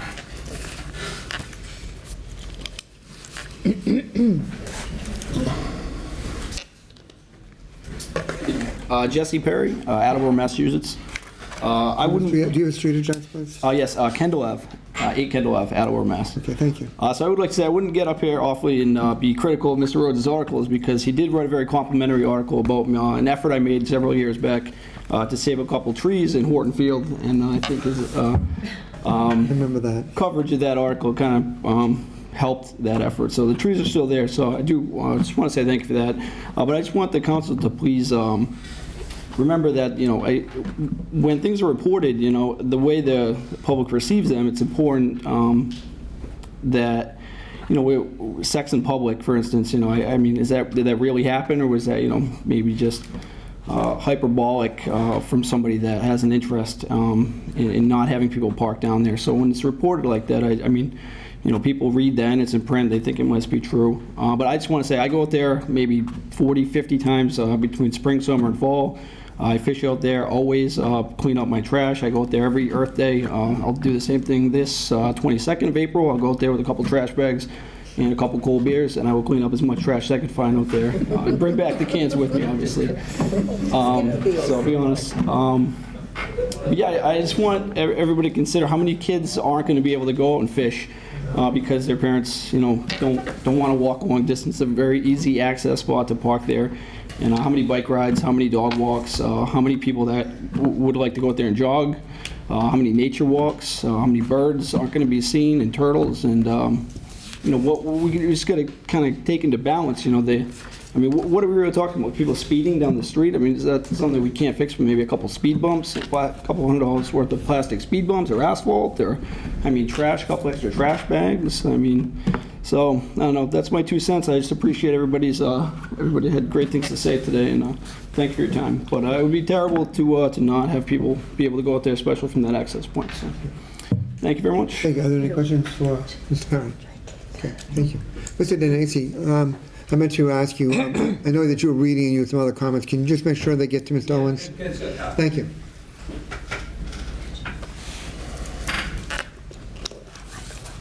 How you doing? Good. My name is Jay Graziosi. I live at 73 Brentonwoods Drive in South Attleboro. I've been using the reservoir for about 30 years of my life. I'm 39. I don't actually fish on Big Club Road. I don't actually use that as an access point. I only use that as an access point when I bring my disabled father-in-law fishing, which he likes to do, because it's paved. I actually fish on the Clifton Street side. And what I noticed when you guys banned on Beagle Club, I like to go myself very early in the morning. I'm usually on the water at 5. And this 10, 15 cars sometimes parked on Clifton Street overpass at 5 o'clock in the morning. And on any given Saturday and Sunday, half a dozen of them are Rhode Islanders. And that's the issue. It's not, I don't think it's the residents that are causing the problems. It's the outsiders. And I mean, I'm 100% for passive recreation on the reservoir, but I don't think anybody said anything about if you still close off Beagle Club Road, they're just gonna push them over to Clifton Street. And then the people of Jenna Drive are gonna be pissed. And then the people of Clifton Drive are gonna be pissed. And all those other people down those roads. It's just gonna be pushed further down over there. And then at some point, you're gonna close that side off too. And then we got nothing. That's my 2 cents. I mean, I just don't wanna see something that's great, that I wanna pass down to my little ones, go away over the stupidity of a couple. Thank you. Are there any questions for the speaker? Okay, thank you for coming in. Is there anyone else to speak in favor? Anyone else to speak in favor? Is there anyone here to speak in opposition? Anyone to speak in opposition? Is there anyone here to speak neither for nor against?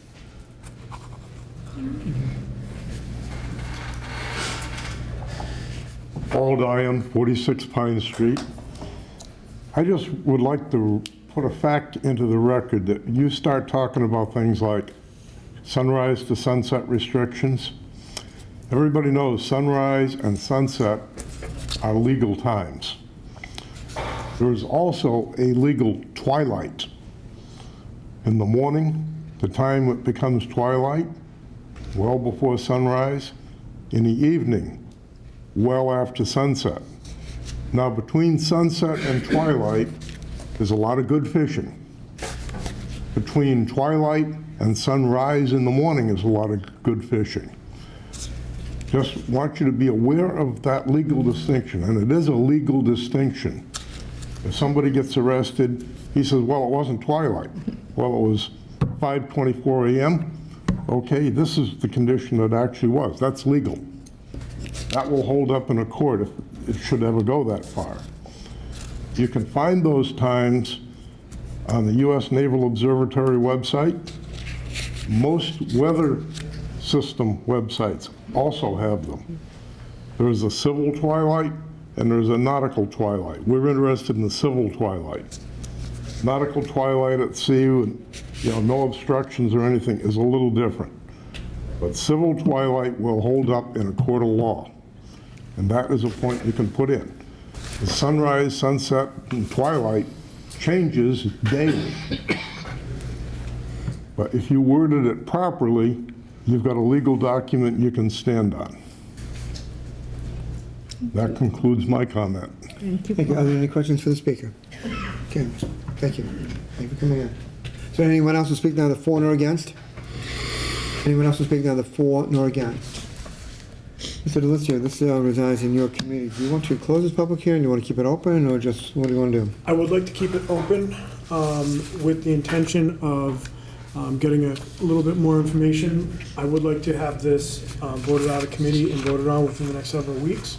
But I've heard from several residents who weren't able to make it tonight who still want to enter some testimony into the record.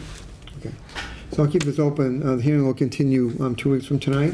That doesn't mean that those of you who spoke tonight have to show up and repeat what you said. This will all be entered as to a part of the record that the council will use when the decision is made in the future. I'm hopeful to close it in 2 weeks. Hopefully it'll be closed in 2 weeks, especially if you're going to be working on it more rapidly. Okay, thank you. Okay, so that does conclude our public hearings for this evening. I want to thank you all for coming out, and I hope you have an enjoyable evening. I'm going to entertain a motion for the council to take a recess. Motion to order. All those in favor? Aye. Opposed? Motion passes. Recess at 9:27. Heard a lot of new kids too. Yeah, oh, I thought that was somebody. No, nothing. Okay, good. I'm bugged out. I'm just blasting. Beep, beep. Steve Withers behind you this time. I told her I feel bad walking by her because she's in the worst. Someone's got to be. Yeah, thank God it's not me this year. I need that. Never turning it down. That's because she's got a summer outfit on. It's not all the women on TV have sleep.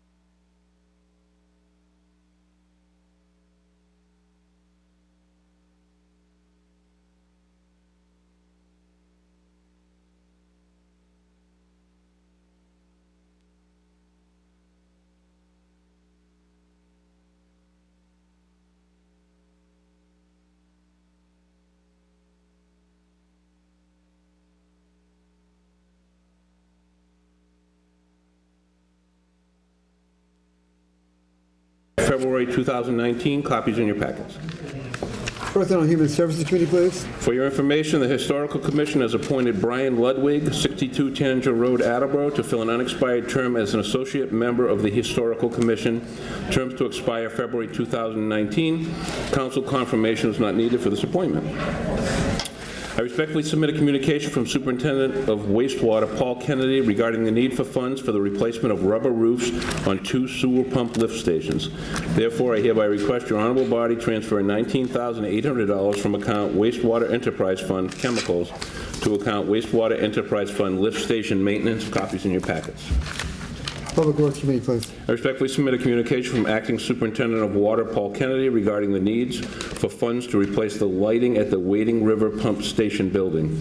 Therefore, I hereby request your honorable body transfer $4,098.87 from account Water Enterprise Fund Reserve Fund for transfer to account Water Enterprise Fund Supplies Building Maintenance. Copies in your packets. Additionally, funding is needed to replace the dehumidifiers in the pipe gallery on West Street. Therefore, I hereby request your honorable body transfer $7,048 from account Water Enterprise Fund Reserve Fund for transfer to account Water Enterprise Fund Small Equipment. Copies in your packets. Public Works Committee, please. And Councilor Jackson, please note that they are going to actually, and Mr. Owens is aware of this, I believe, that he is aware of it. He is, yeah. When we vote that, that'll be 2 separate items. Okay, So great. 2 I'll votes keep that needed as 2 there. motions. Thank you. Thank you, President Cook. I respectfully submit a communication from Director of Recreation Dennis Wallace regarding the need for funds to make repairs to the recognition wall at the South Attleboro Veterans Memorial Park. Therefore, I hereby request your honorable body transfer $6,875 from account Citywide Reserve Fund for transfer to account Recreation Repair Recognition Wall. Upon approval, the available balance in Reserve Fund for transfer will be $17,184.44. Copies in your packet. Personnel and Human Services Committee, please. I respectfully submit a communication from Library Director Joan Pilkington Smith regarding the need to replace funds that were used to make the unanticipated repairs to the library elevator. Therefore, I hereby request your honorable body transfer $2,517.30 from account Citywide Reserve Fund for transfer to account Public Library Equipment Maintenance. Upon approval, the available balance in Reserve Fund for transfer will be $14,667.14. Copies in your packets. Personnel and Human Services Committee, please. I respectfully submit a communication from City Auditor Deborah Gould regarding the need to pay previous year's bills after a recent review of the application of the LIS, or Low Income Subsidy, as applied to premium payments, indicated that an error occurred.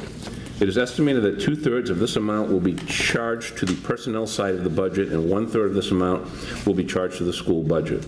Therefore, I hereby request your honorable body authorize permission to charge prior year health insurance PDP premiums to the current fiscal year. Copies in your package. Budget and Appropriations Committee, please. I respectfully submit a communication from Director of Planning and Development Gary Ayrassian requesting funds to rejuvenate Angel Park. As you are aware, the Department of Planning and Development, in collaboration with the Park and Forestry Department, filed a Parkland Acquisitions and Renovations for Communities, or Park Grant, application in June 2014, and again in July 2015 for the proposed renovations at Angel Park. And in both instances, the EOEEA-DCS did not award the park grant. The physical condition of Angel Park continues to deteriorate, and the fact remains that renovations are still demonstratively necessary. The Recreation Department, Public Works, and Planning and Development have worked together to develop an economically feasible plan to make Angel Park a vibrant recreational facility, once again using one-time, non-recurring funds. Therefore, I hereby request your honorable body appropriate $298,000 from account Stabilization Fund, other financing uses, to account Angel Park renovations, other funding sources. Copies in your packets. Personnel and Human Services Committee, please. I respectfully submit a communication from City Auditor Deborah Gould regarding the need to transfer funds to the renamed Fund 3420- I guess it's at APS, Attleboro Public Schools, fiscal year 17 capital projects. As you know, on November 15, 2016, your honorable body voted to appropriate from the certified free cash a number of projects for the Attleboro School Department.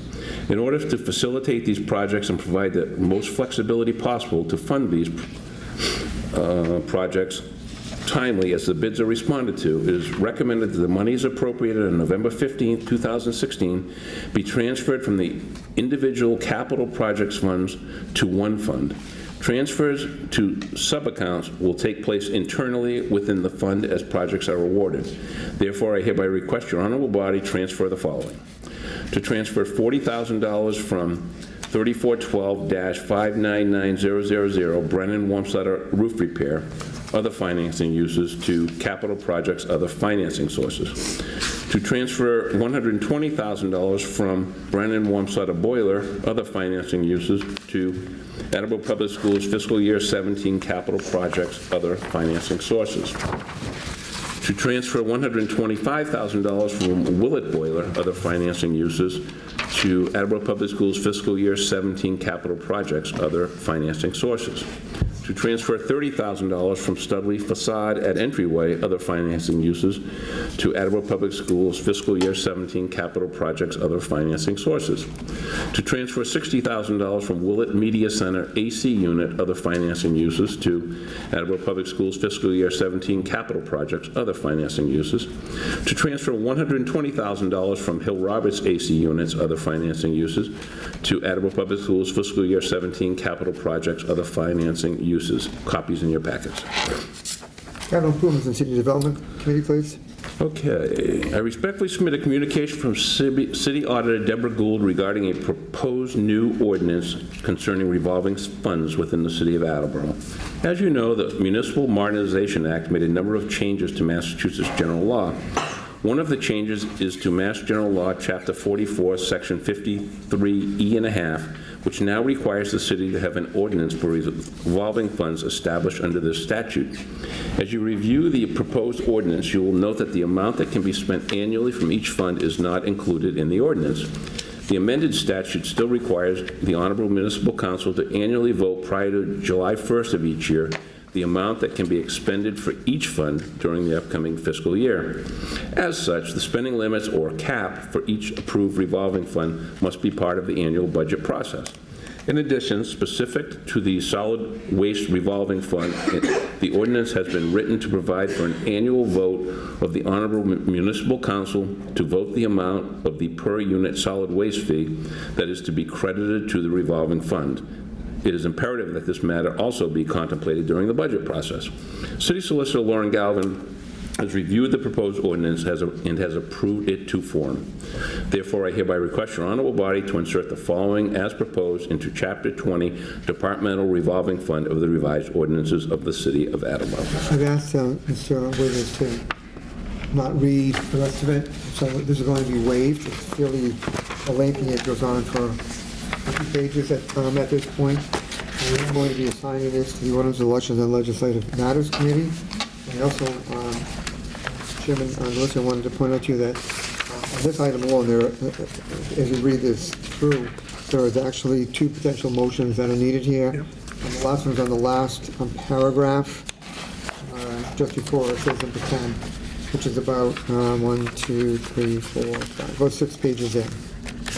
I just want to note it, Mr. Owens is aware of that. Okay. Thank you. Okay. And now I'm going to the back page. Yes. Finally, and as importantly, the amended version of Mass General Law, Chapter 44, Section 53E1/2, eliminated the caps on the amount that could be spent from the revolving funds authorized for a particular department and in total from all revolving funds. The city sought a special act in fiscal 2006 to increase the caps imposed by the old version of Mass General Law, Chapter 44, Section 53E1/2, an act increasing the expenditure limit on revolving funds in the City of Attleboro, copy attached. Unfortunately, what the city achieved with its special act now imposes greater limits on the city under the amended statute. Therefore, I hereby request your honorable body repeal Attleboro's special act, an act increasing the expenditure limit on revolving funds in the City of Attleboro. Copies in your packets. Ordinance, Elections, and Legislative Matters Committee, please. For your information, I regret to inform your honorable body we have received the resignation of Catherine Christensen from the Board of Directors of the Attleboro Public Library. I know you will join me in thanking Ms. Christensen for her service to the city. I respectfully submit a communication from Legal Secretary Allison Wood regarding surplus items that the Attleboro Public Library would like to declare surplus, and hereby respectfully request your honorable body to declare the following as surplus and available for disposition. Copies in your packet. There's a metal desk in fair condition with 0 value, 2 outside doors, wood and glass. They're in fair to poor conditioning, 0 value. Hanging files, metal in fair conditioning, 0 value. Microfilm cabinets, 4 of them. They're in metal. They're in good condition, and they're worth about $75 each. Cabinet, open shelves, metal. They're in poor condition, no value.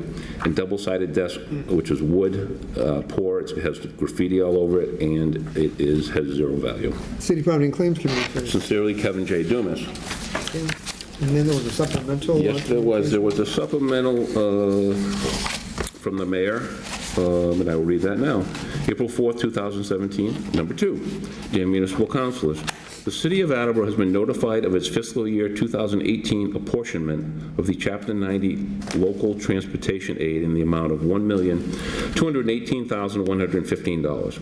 Therefore, I respectfully request your honorable body to appropriate $1,218,115 and any other future grant amendments into Fund 3108, Chapter 90 projects, for the purpose of funding Chapter 90 eligible projects as approved by the Massachusetts Department of Transportation or Mass DOT. Copies in your packets. Public Works Committee, please. Sincerely, Kevin J. Dumas, Mayor. Okay. And the other communication? Yes, we have 4 others. The first one is we received a communication from Mayor Kevin J. Dumas relative to his veto of item number 6 on the council vote of March 21st, 2017. Ordinance and Elections on Legislative Matters Committee, please. We will be taking that issue up later this evening.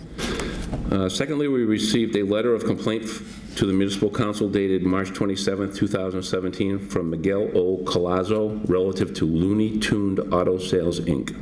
Elections Committee, please. Thirdly, we received a petition for joint pole relocations from Massachusetts Electric Company and Verizon at Angeline Street and Newport Avenue. Public Works Committee, please.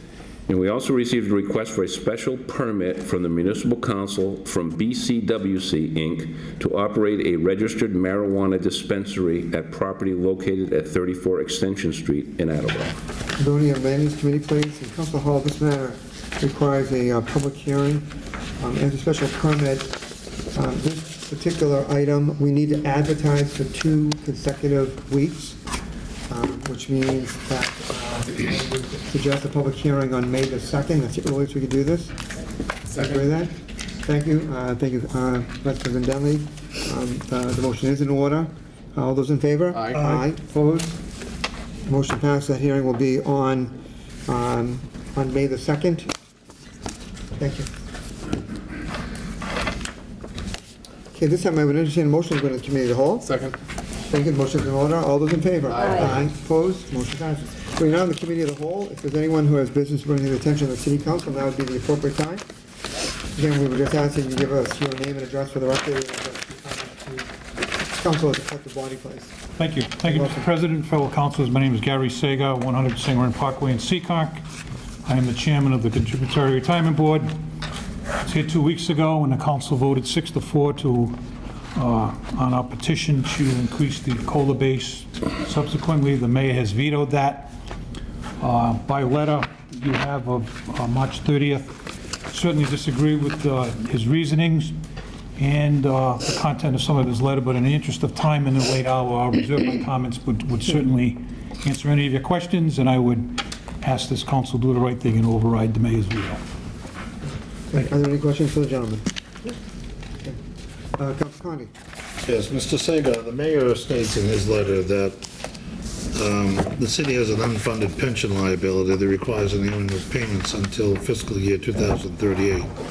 That under the current funding schedule in fiscal year 2018, the amount required is $6,681,474 and will continue to climb annually until fiscal year 2037, where it reaches its maximum annual appropriation of $13,903,942.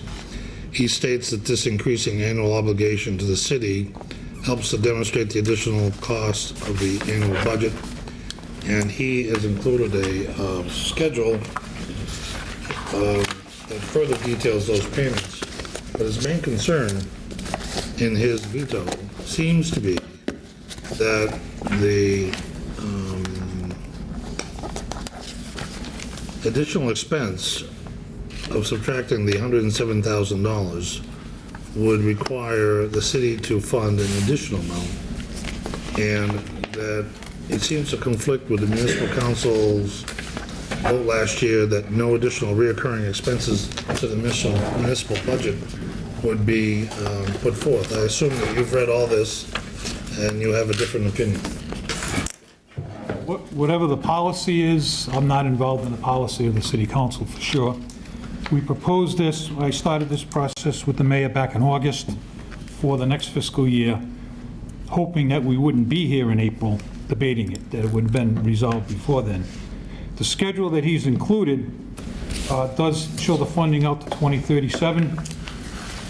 What he failed to say is that in the following year, 2038, the appropriation drops 3 times the amount that it would be in 2037. We have the calculation as it's so stated, but every 2 years, those numbers are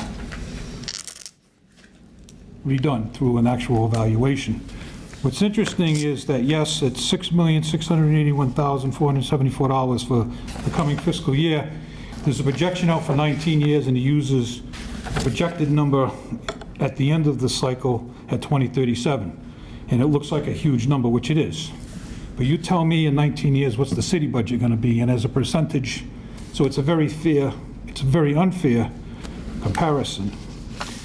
Further in his letter, he also states that, and he's correct, that if we didn't reach the annual assumed rate of return over a period of time due to an economic downturn, the current required contribution amounts would likely have to be adjusted upwards to meet the city obligations retirement system. I've been the chairman of the board for 33 years, and I've appeared at this council for over 3 decades. I can tell you that in that timeline of based on a state report, I think some of you have seen, going back to 1985 to 2015, we've always met our actual rate of return plus 10%. So the system is in excellent shape. Our new hires from many years ago now that come into the system pay a minimum of 9%, plus once they reach a salary of $30,000, it goes up 2 more to 11. And any actuary would tell you, once you're charging a member 9% or greater, they in essence will be funding their own benefit. So I know he's raised the issue of finances in his letter, but when I met with him on August 15th, he was enthusiastic about supporting this request, and since then, you'd have to ask him why he changed his mind, but I think it's for other reasons other than finances, and I'll just leave it at that. Thank you, Mr. President. Dr. Hall. Gary, a comment was made at some point in time here about, the deserving, that people deserve, right, that we need to take care of people, and I'm not questioning that in any way, shape, or form, so this is not based on whether I value. But do you not get a 3% COLA increase every year? And isn't that taking care of the people? There is a potential 3% based on the first 12,000 that has to be voted annually by the retirement system. And it has been, correct? It has been, correct. Okay. Yep. That was one of my questions. So we are indeed taking care of people by giving a 3% every year, rolling 3% every year, correct? Of the first 12,000. Unlike yourself, that's a retired federal employee, when you get your COLA, it's based on your full pension. And I want to address that also. Okay. For some people, that's a very, very small amount of federal people that do get that. Yep. Okay, so not everybody makes a pension. Excuse me. Correct. Okay. And Oh, some sure. people- Okay, so I want to address that also. Yep. Because some of them are very, very low. Yep. And I'm very concerned about that they don't get that. Right. So I did want to kind of clarify those 2 issues right now. And given the fact that we do have some budget concerns, so I'll leave it at that for now. But thank you. Thank you. Councilor Hayden. Thank you, Gary, for coming in. And I am going to disclose later, too. Also, my father's was a retiree for over 30 years working for the police department. I've had other family members, so I am going to disclose that at the vote. Now, you say you don't agree with certain things that came down in the discussion of why this won't be funded. We're talking about a COLA. And as I said, I personally understand the rise of the increase in the other expenses when we look at intake and outtake, revenue and expenses. But what particularly I don't want you to just allude, because you are the chairman, you're a very vocal person, and not just the finances, but I know you can't say, but can we support this increase going forward? Do you believe, you're not the administration obviously, but as the retirement chairman, as you said, for 30-something years, can we afford this for our retired city employees? Yes. Thank you. Any other questions for the speaker? Councilor Hall. Yes, I have one more question. That's been going on in my mind, but let me think for just a second. It comes back to me. It's gone. It might come back. It's gone right now. It just went out of my head. And he might be gone by the time it goes back to you. Okay, let's speak now or forever hold your peace. Are there any other questions for the speaker? No. Councilor Hall? Hasn't come back yet? I don't mean to push you on the spot. No, I don't think it's done. Okay. All right. Oh, yes, I did. Okay. Thank you. Councilor Hall. Okay, so, from some of the things that I have seen, and I've looked at Social Security, and of course I've looked at retired pay recently, just so happens that I got something from the Disabled American Veterans. Okay, who are at this point trying to also get their COLA raised, and the reason why is they say that many disabled veterans and their survivors are on a fixed income and they rely on this COLA to keep pace with their current living expenses. Very clear reason why these individuals, who are also very worthy. So I asked you once before, what are you basing this reason? I mean, are people not able to pay their expenses? Is it because of the consumer price index? What is the reason other than we just think it needs to happen, or, I mean, and I don't mean to be trite about it, okay? I'm looking for something very similar to that. Could you give me something similar to that? Would you read that again for me, I will. please? I will. All right. Many disabled veterans and their survivors are on fixed incomes and rely on COLAs to keep pace with their current living expenses. So I'm looking for something like that, to say, well, the reason why we need this additional money, other than the 3% that we're already getting, is because we're having this difficulty, or our people are. I think the same holds true for many of our retirees here in the city. When you looked at the fact that the base hasn't been increased in 20 years, and by comparison to the neighboring communities, we're the lowest in the area.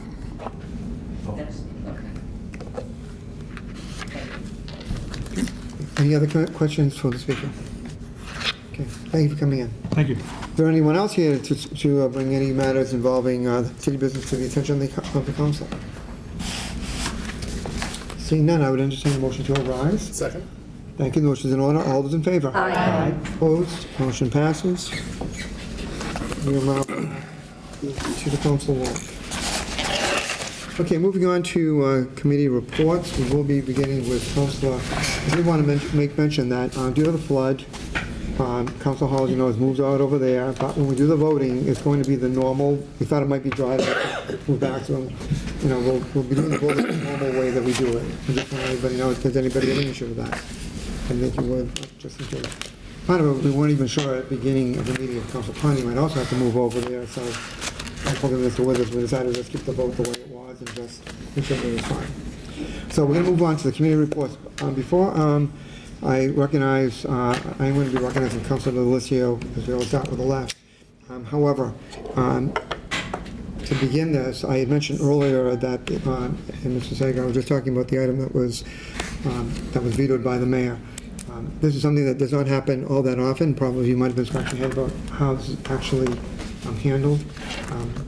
Some of the research I was doing, this is only twice have I been involved with the veto by a mayor, and I think Councilor Jackson, Councilor Hall, Councilor Jackson once has been involved with it. Councilor Blair has been involved in it as often as I have. The last time this happened was 11 years ago. And interestingly, it happened 11 years ago tonight, April 4th, 2006, which is kind of ironic, I think. How'd the vote go? I'm not going to tell you. Okay? But anyways, the procedure, whenever something is vetoed, according to the charter, section 3-9, the mayor has to communicate in writing the reasons for the veto. Communication to the council has occurred within 10 days. It did. Communication to the council in terms of the fact that it's being vetoed is when it's recorded with the city clerk. So in looking back at how these have been handled in the past, I'm going to ask the city clerk to read in its entirety the letter from the mayor on the veto. That'll be the first that we're going to go. So Mr. Withers, if you would. I will. March 30th, 2017. Frank B. Cook, Council President, Attleboro Municipal Council, City Hall, Government Center, 77 Park Street, Attleboro, Massachusetts, 02703. This is in regards to veto vote number 6 from March 23rd, 2017.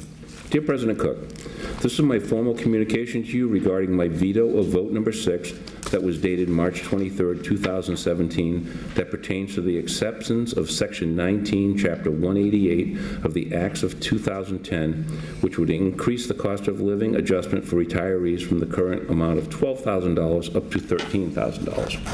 First, I would like to emphasize the fact that I do appreciate our retirees for their past work and dedication to the city. Annually, our retirees do, in fact, get a 3% cost of living adjustment on the first $12,000 of their pension allocation. We owe all members, active and retired, a stable system. As you may be aware, the city has an unfunded pension liability that requires annual payments until fiscal year 2038.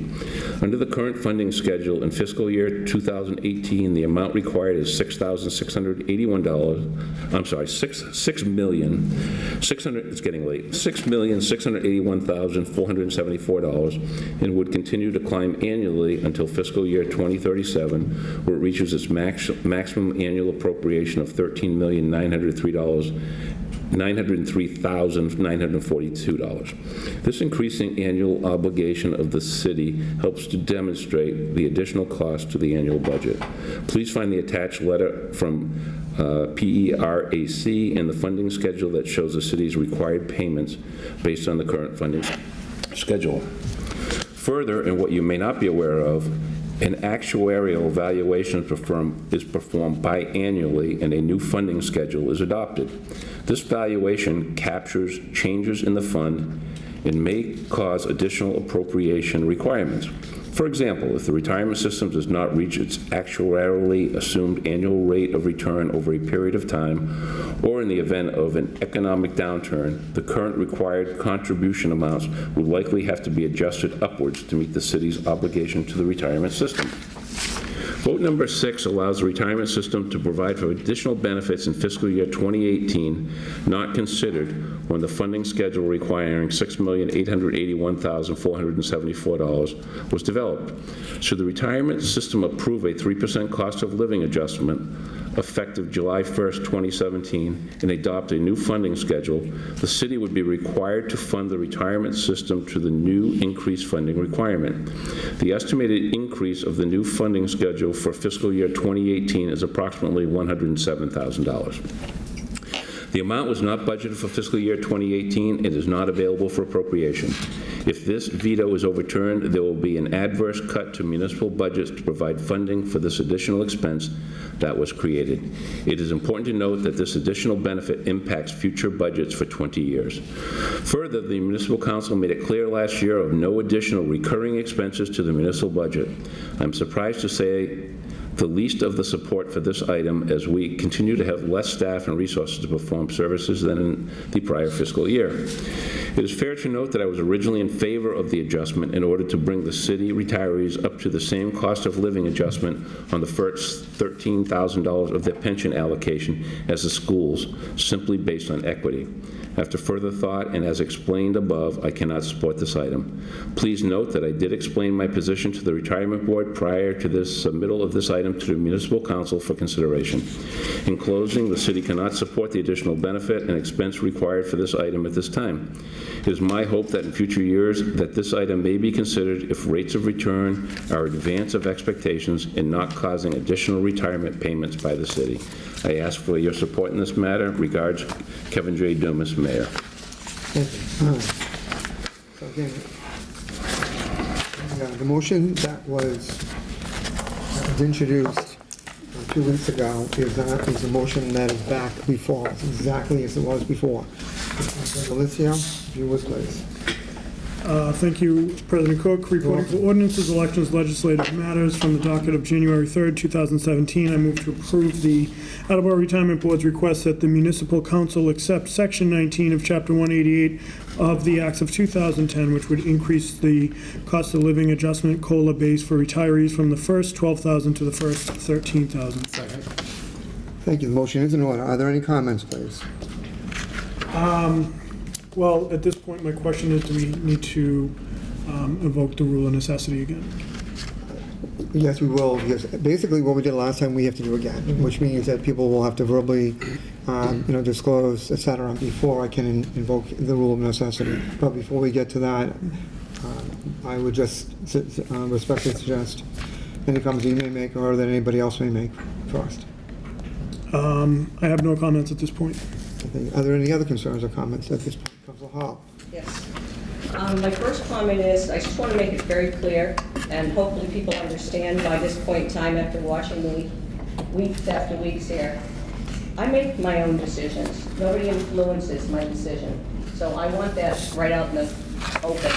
I do a lot of research. You can see I have papers in front of me, and I usually have a pretty good reason for the basis of why I come up with this. And I wanted to be able to explain that just a little bit. You know, somebody made a comment to me, a retired, I won't say what branch they were in, about that I didn't understand that when somebody risked their lives and when they, and I'm not even sure the comment he made, but the insinuation was that I did not understand what it was like for somebody to risk their life and that I should reconsider my vote because of that. I think that most of you also know that I fully understand what it is like to risk a life. So I want that to be clear also as I make my comments. My comments are based on circumstances, not to speculate that I don't understand things. I do. And one of the things I looked at was how we were faring against the teachers, and that came up as a discussion. My understanding was one of the difficulties that we had last year was because of some of the things that were going on with the teachers and the retirement plan that the teachers had was causing the city some difficulties. So that was one thing that I looked at. So I said, if that's already causing them some difficulties and putting somebody else at equity with that is going to cause even more difficulties. You know, there's one pie. We have one pie, and that is all the dollars that we have in the city.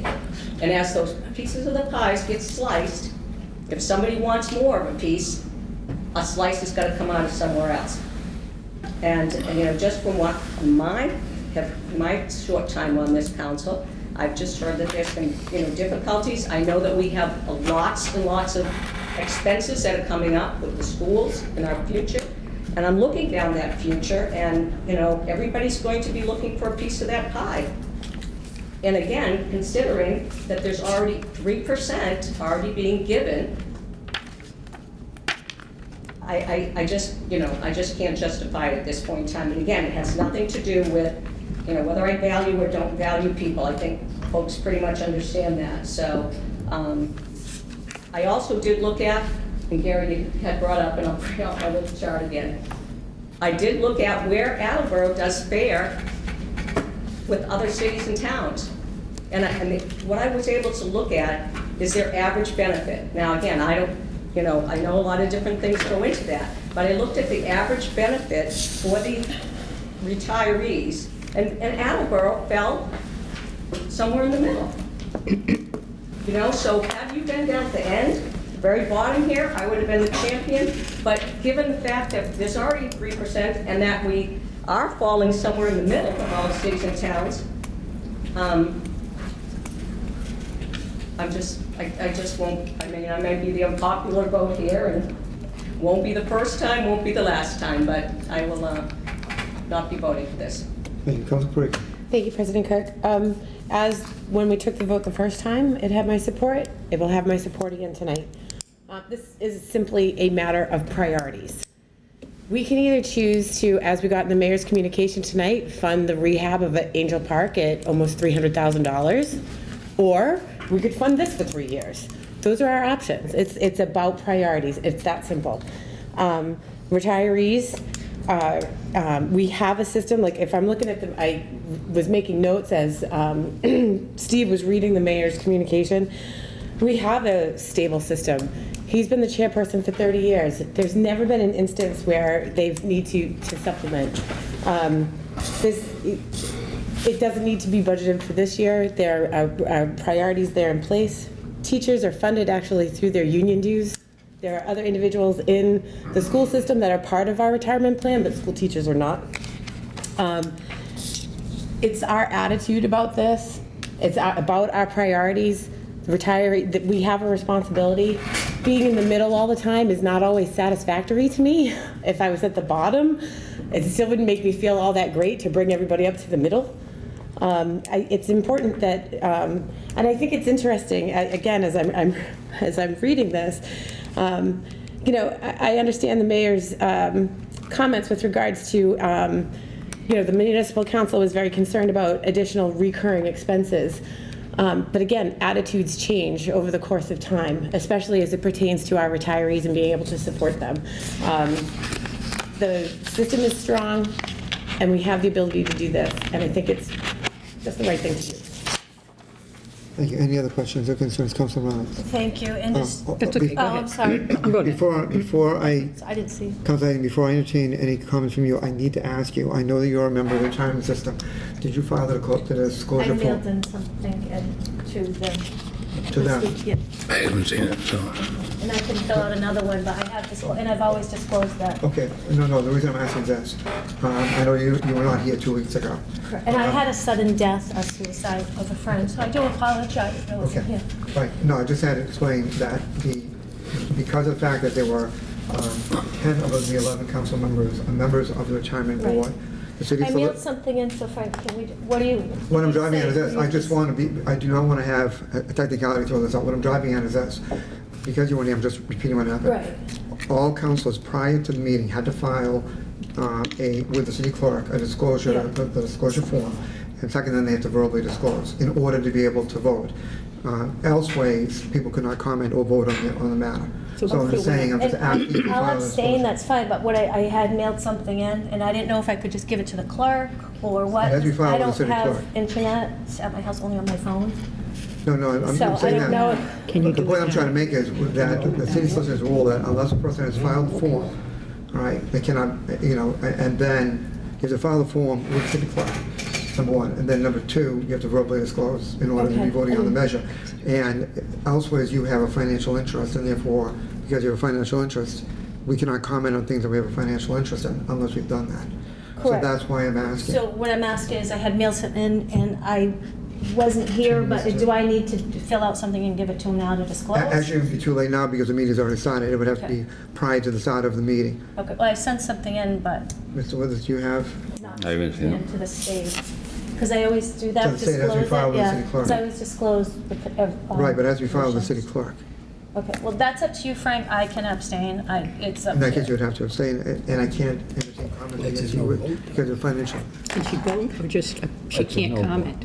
She can't comment, she can't vote. Yeah. And actually, because of financial interest, you should actually, excuse yourself Yeah, 'cause at this point and leave the council chambers during the discussion. And that's fine if that's what I need to do. I didn't.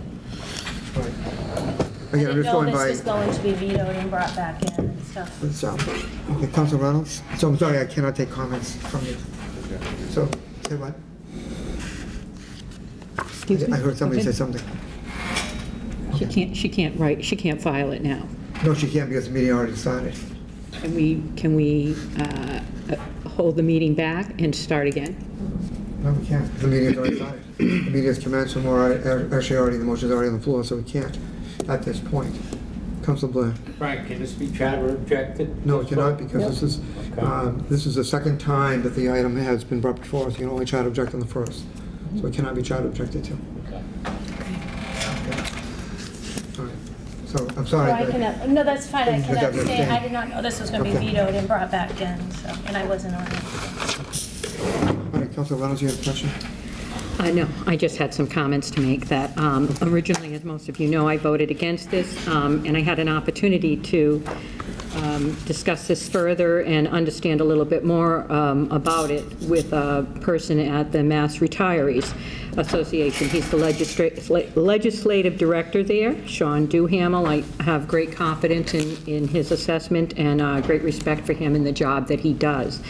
After speaking with him, and I'm going to read this off, he clearly told me that he said the Attleboro retirement system is in a strong position to justify increasing the COLA base. This proposal would not impact the city budget, does not require any direct appropriation from the city. In fact, the Attleboro retirement system is among one of the best systems run across the state. The retirement system here in Attleboro is in a position to be able to responsibly absorb the increase. And again, because of my respect for him and the position that he holds, and I believe that all of the work that he's done with the retirement system would suggest that he would not say that their money isn't available. I also received a letter from Frank Valeri, who's also the president of the Mass Retirees, that basically stated a lot of the same. As I gave it some consideration, because, you know, I was, as I said, opposed to it, you know, I came back to some of the things that Mr. Sagar said, which is that most of the employees, the newer employees, are being funded at 9%, and if they needed an extra increase, it would go to 11%. So yes, the city has unfunded its share over many years, and if you take that into account, it almost seems like we are punishing the employees who have funded their share for years. So after I rearranged my head and thought more about this, it only seems fair to me that this is the retirees' money. They are funding their share, and because of that, they deserve to do this. And I will be voting yes this evening on this because of this.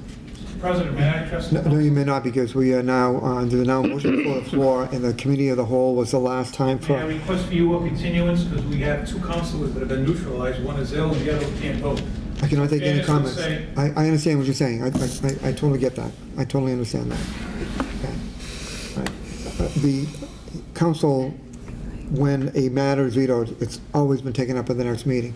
And I can Take it up and continue it. and I can tell you that the last time that the council dealt with a veto, we were also short members on that particular night. You know, it's just kind of the luck of the draw. Councilor Daniels. Based on Robert's Rules of Order, I'd like to make a motion to postpone this vote to a certain day. Consideration. That day being 2 weeks from today. Second? Okay, the motion, all right, the motion is in order. And your reasons being? The motion is debatable. Right. So my reasons being that we do not have the full council here. This vote does require 2/3 vote of the full council, whether or not they are present. So it would be demonstrably difficult for it to pass on a night where we have two councilors not present. I do believe that a simple majority vote would be required to postpone this vote for 2 weeks, and I believe it would be the right thing to do, whether it passes or whether it fails. I think the full council should have the right to vote on this matter. Any other comments? That is all for now. Yes, Mr. President, I'd like to speak in favor of Councilor Denley's motion, that I too, I just wish I had thought of it. Well, it's brilliant. Because I thought that a charter objection could be put up forth, but you're right. While you were communicating with Council Blair, I looked at the charter and I see that this is not the first instance that we've had to do this, therefore a charter objection cannot be used.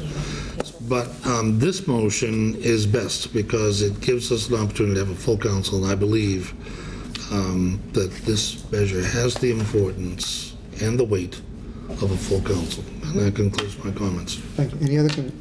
Any other concerns or comments? Okay. We're going to have a roll call vote on this. I just want to check on the vote requirement though.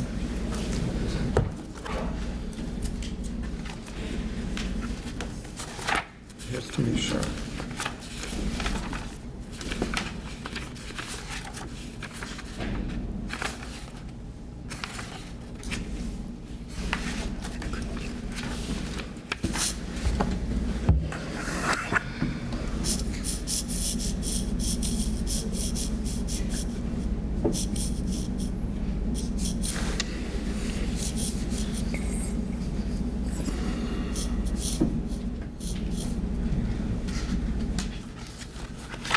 But you're right. It's something I doubt you. I just want to make sure. No, look, no.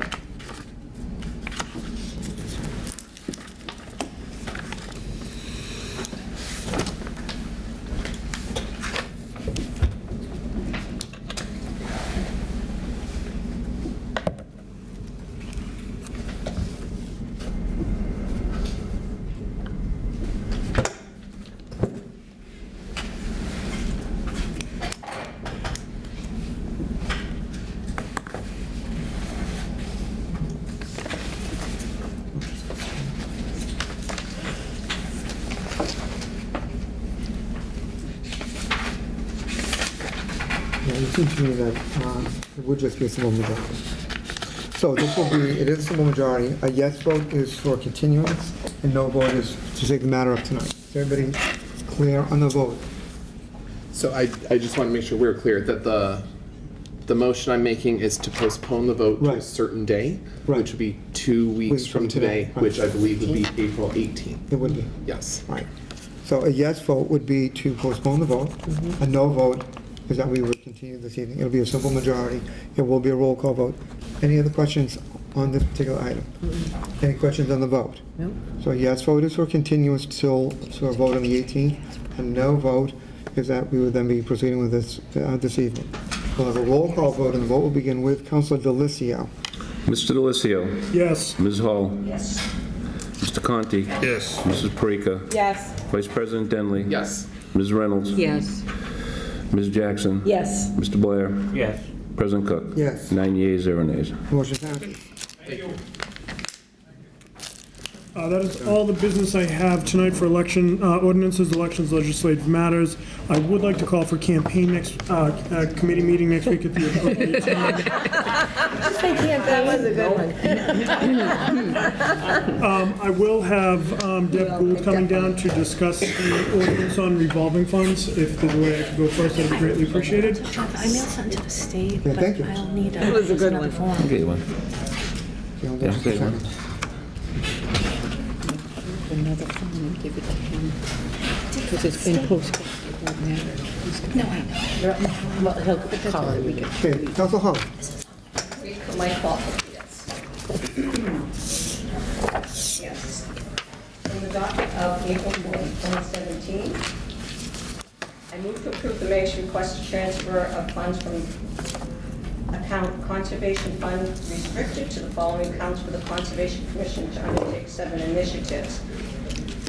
$15,000 to account Conservation Fund Public Improvements, $10,000 to account Conservation Fund Kiosk Information and Education, $15,000 to account Conservation Fund Maintenance Trail Vegetation Control, $15,000 to account Conservation Fund Construction, $50,000 to account Conservation Fund Pond Management, $5,500 to account Conservation Fund Space and Recreation Consulting, $5,000 to account Conservation Fund Mapping Service. Second. Thank you. The motion's in order. Are there any comments, please?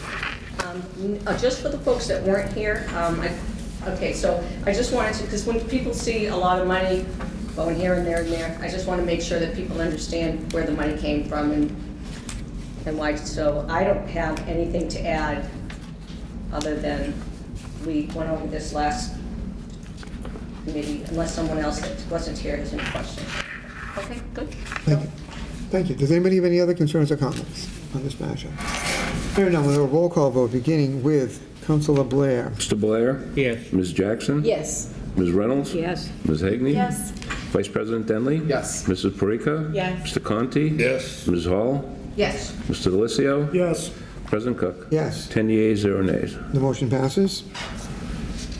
My second motion is from the docket of April 4th, 2017. I move to approve the mayor's request to transfer $5,159 from account citywide reserve fund for transfer to account planning department space and recreation consultant to enter into a contract with Serped in the amount of $10,659 for technical assistance to help the steering committee and staff prepare the city's new open space and recreation plan for the period of fiscal years 2018 to 2024.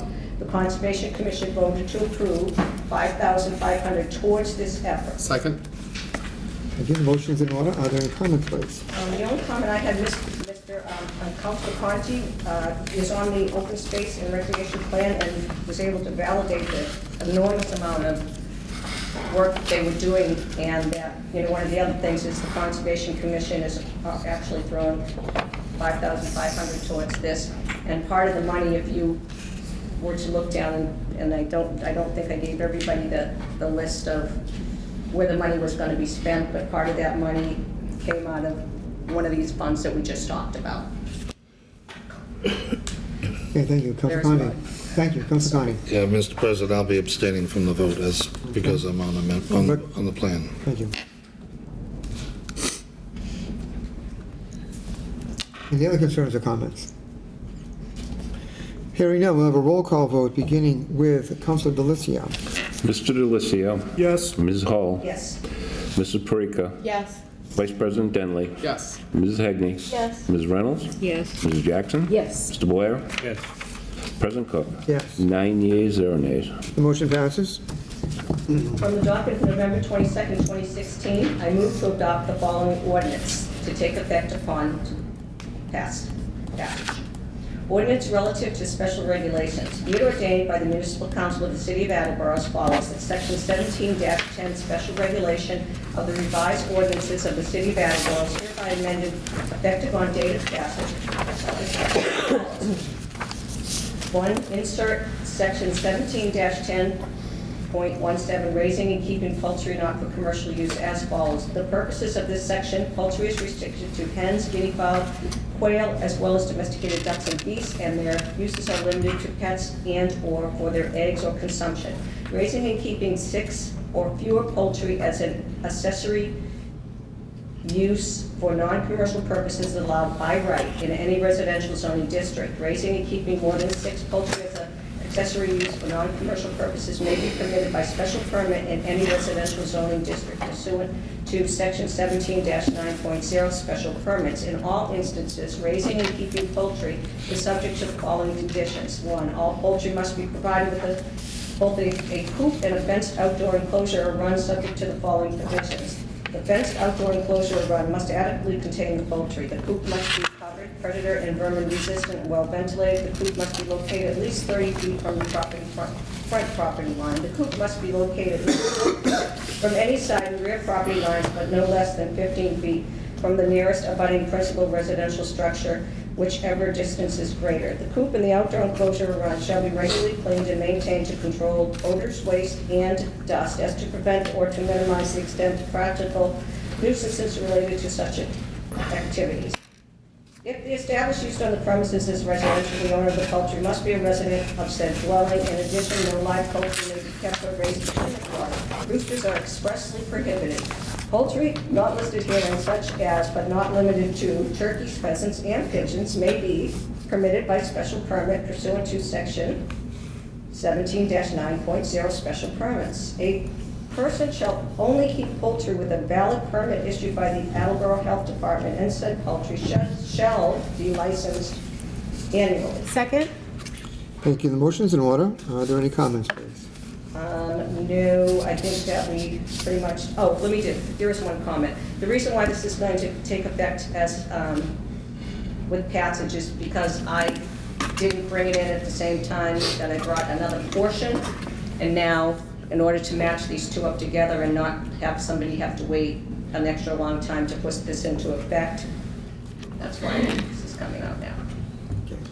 Thank you. Councilor PORRECA. Thank you, President Cook. You're welcome. It's like we adopted we got the go-ahead, but now we have the playbook. Yes. So these are the rules. Right. So I have had many people communicate. I got a whole bunch of Facebook messages like, we can have chickens. I'm like, just wait. You have to wait just 2 weeks. Right. Just wait 2 weeks because then you have your rule book. So thank you very much yet again for your efforts for this. Chickens will be all over the place, but make sure if you hear a rooster, you might want to make a phone call because no roosters allowed. Thank you. Any other concerns or comments? Councilor Hagney. Thank you. I was actually surprised. I thought I'd get more complaints from constituents of people not supporting this, and I was actually pleasantly surprised that a lot of the residents actually do support this and have called me to be very vocal about that, so I was a little shocked, I won't lie. So I will be supporting this as the ward councillor. Thank you. Any other concerns or comments? Hearing none, we'll have a roll call vote beginning with Councilor Blair. As a reminder, this requires a 2/3 vote for passage because it does involve a zoning issue. Mr. Blair? Yes. Ms. Jackson? Yes. Ms. Reynolds? Yes. Ms. Hegney? Yes. Vice President Denlea? Yes. Mrs. PORRECA? Yes. Mr. Conti? Yes. Ms. Hall? Yes. Mr. Delisio? Yes. President Cook? Yes. 10 yeas, 0 nays. The motion passes. Anything else, Councilor? No, I turned it up. Reason, but I know. Just call for committee meeting. May I call for committee meeting at the next appropriate time. Thank you. Thank you. Councilor Conti. Mr. President, the Committee on Capital Improvements and City Development has no business to bring before the council this evening, but looks forward to a committee meeting at the next appropriate time. Thank you. Councilor PORRECA.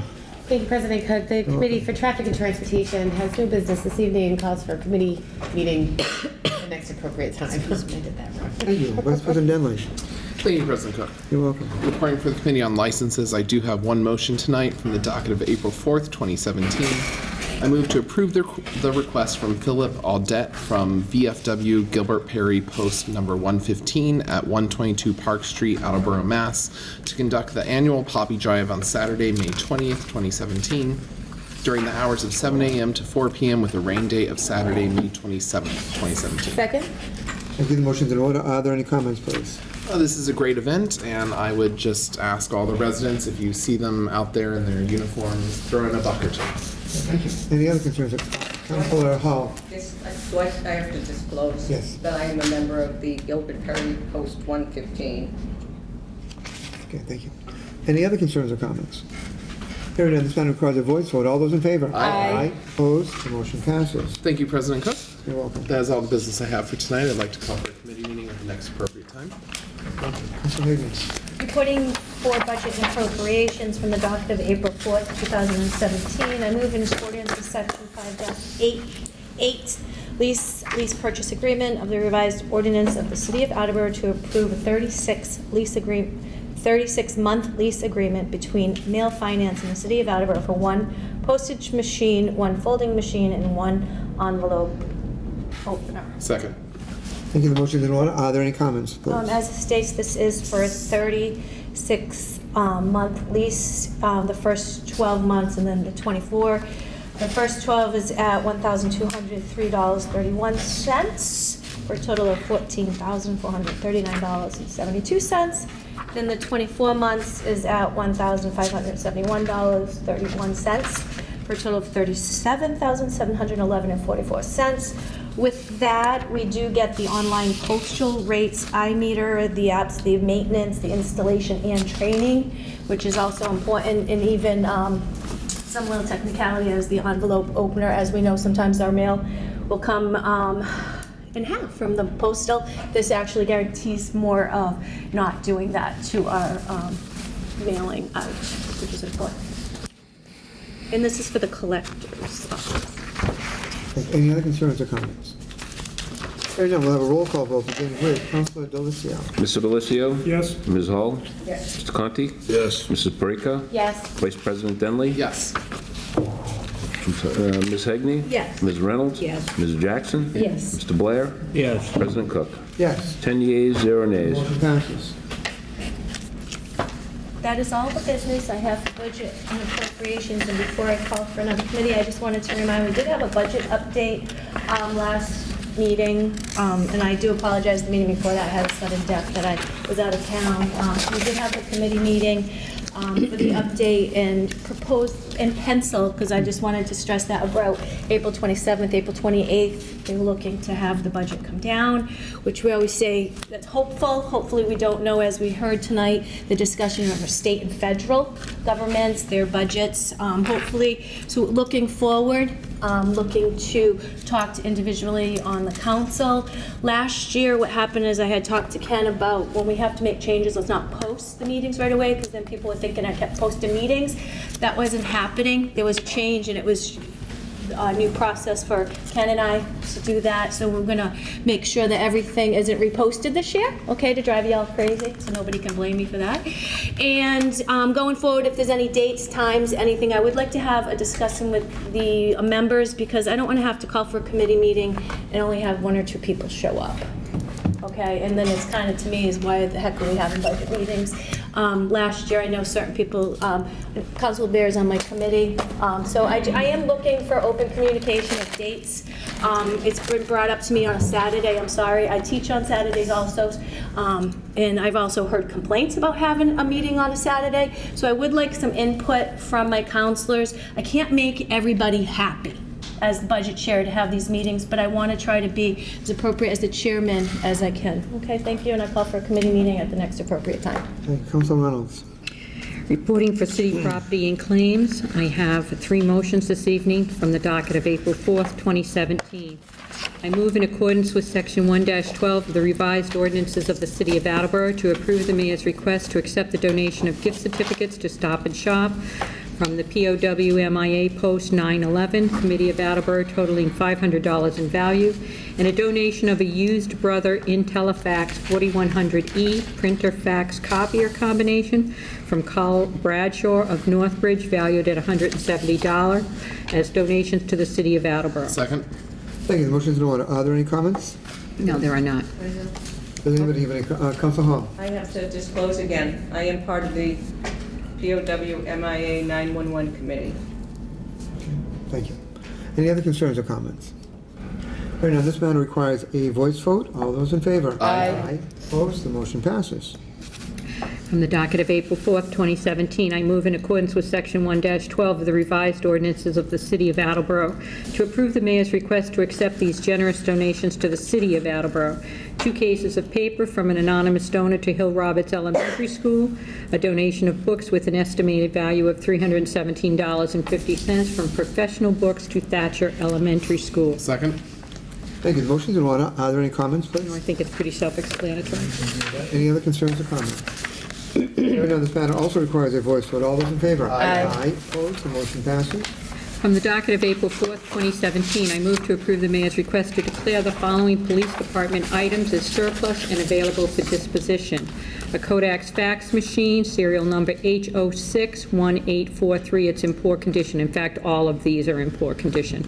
A Canon Selfie CP800 compact photo printer, serial number 230-102-4345. A GPS system, serial number A2649. Sony video camera HVR HD 1000U, serial number 115714. A Toshiba DVD VHS player, serial number D16J331-4KU0602. A Newmark audio equalizer, serial number D0206220. A Sanyo DVD player, serial number N3Z47992. A Polaroid 2700 flat screen TV, serial number D060018190003242.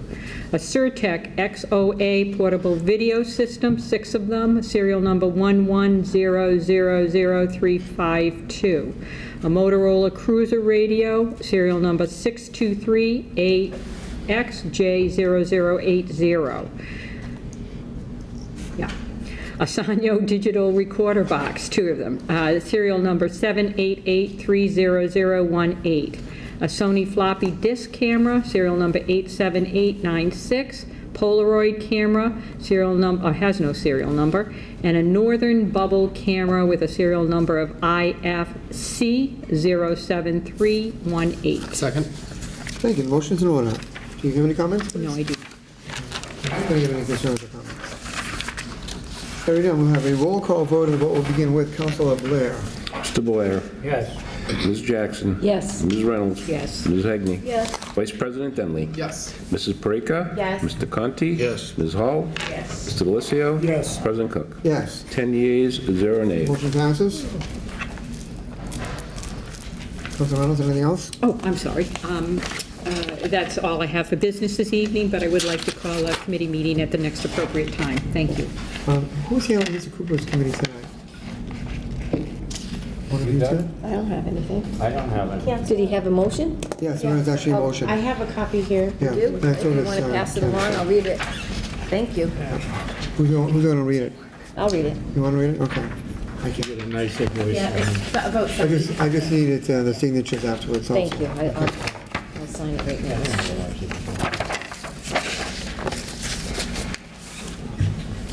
So this is, who's going to be reading this? I'll read it. You're going to read it? Okay. Yes, please. Okay. So reporting for Personnel and Human Services on behalf of Mr. Cooper, from the docket of April 4th, 2017, I move to approve the mayor's request to confirm the appointment of Aurelio, I can never pronounce his name correctly, Sonny Almeida of 18 Mason Street, Attleboro, to fill an expired term as a park commissioner, term to expire February 2022. Second.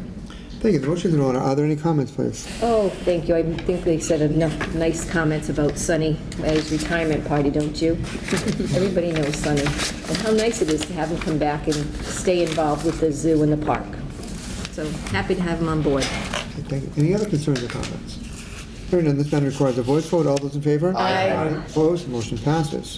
Thank you. Thank you for handling that. Oh, my If we can pleasure, just- thanks. I would like to, I have no further business this evening for Personnel and Human Services, but I would like to call for a committee meeting next week at the appropriate time, and I wish Mr. Cooper well. Thank you.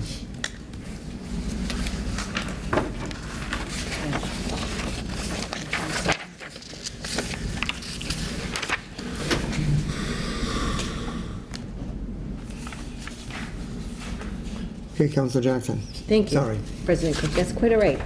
Reporting for Public Works, I have one motion this evening from the docket of March 21st, 2017. I move to hold a public hearing on April the 18th, 2017, relative to amending Chapter 16-21.3, Remedies Non-Exclusive, Attachment A, City of Attleboro, Local Limits of the Revised Ordinances of the City of Attleboro from Perimeters/Pollutant Temperature, F/C,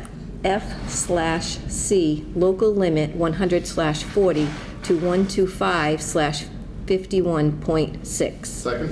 Thank you. Thank you. The motion's in order. Are there any comments? Yes, I have been speaking with Acting Superintendent Paul Kennedy, and he will be here to speak in favor of this motion. And basically what's happened is, in our city ordinances, we are not up to par with what we're supposed to be as far as our temperature limits.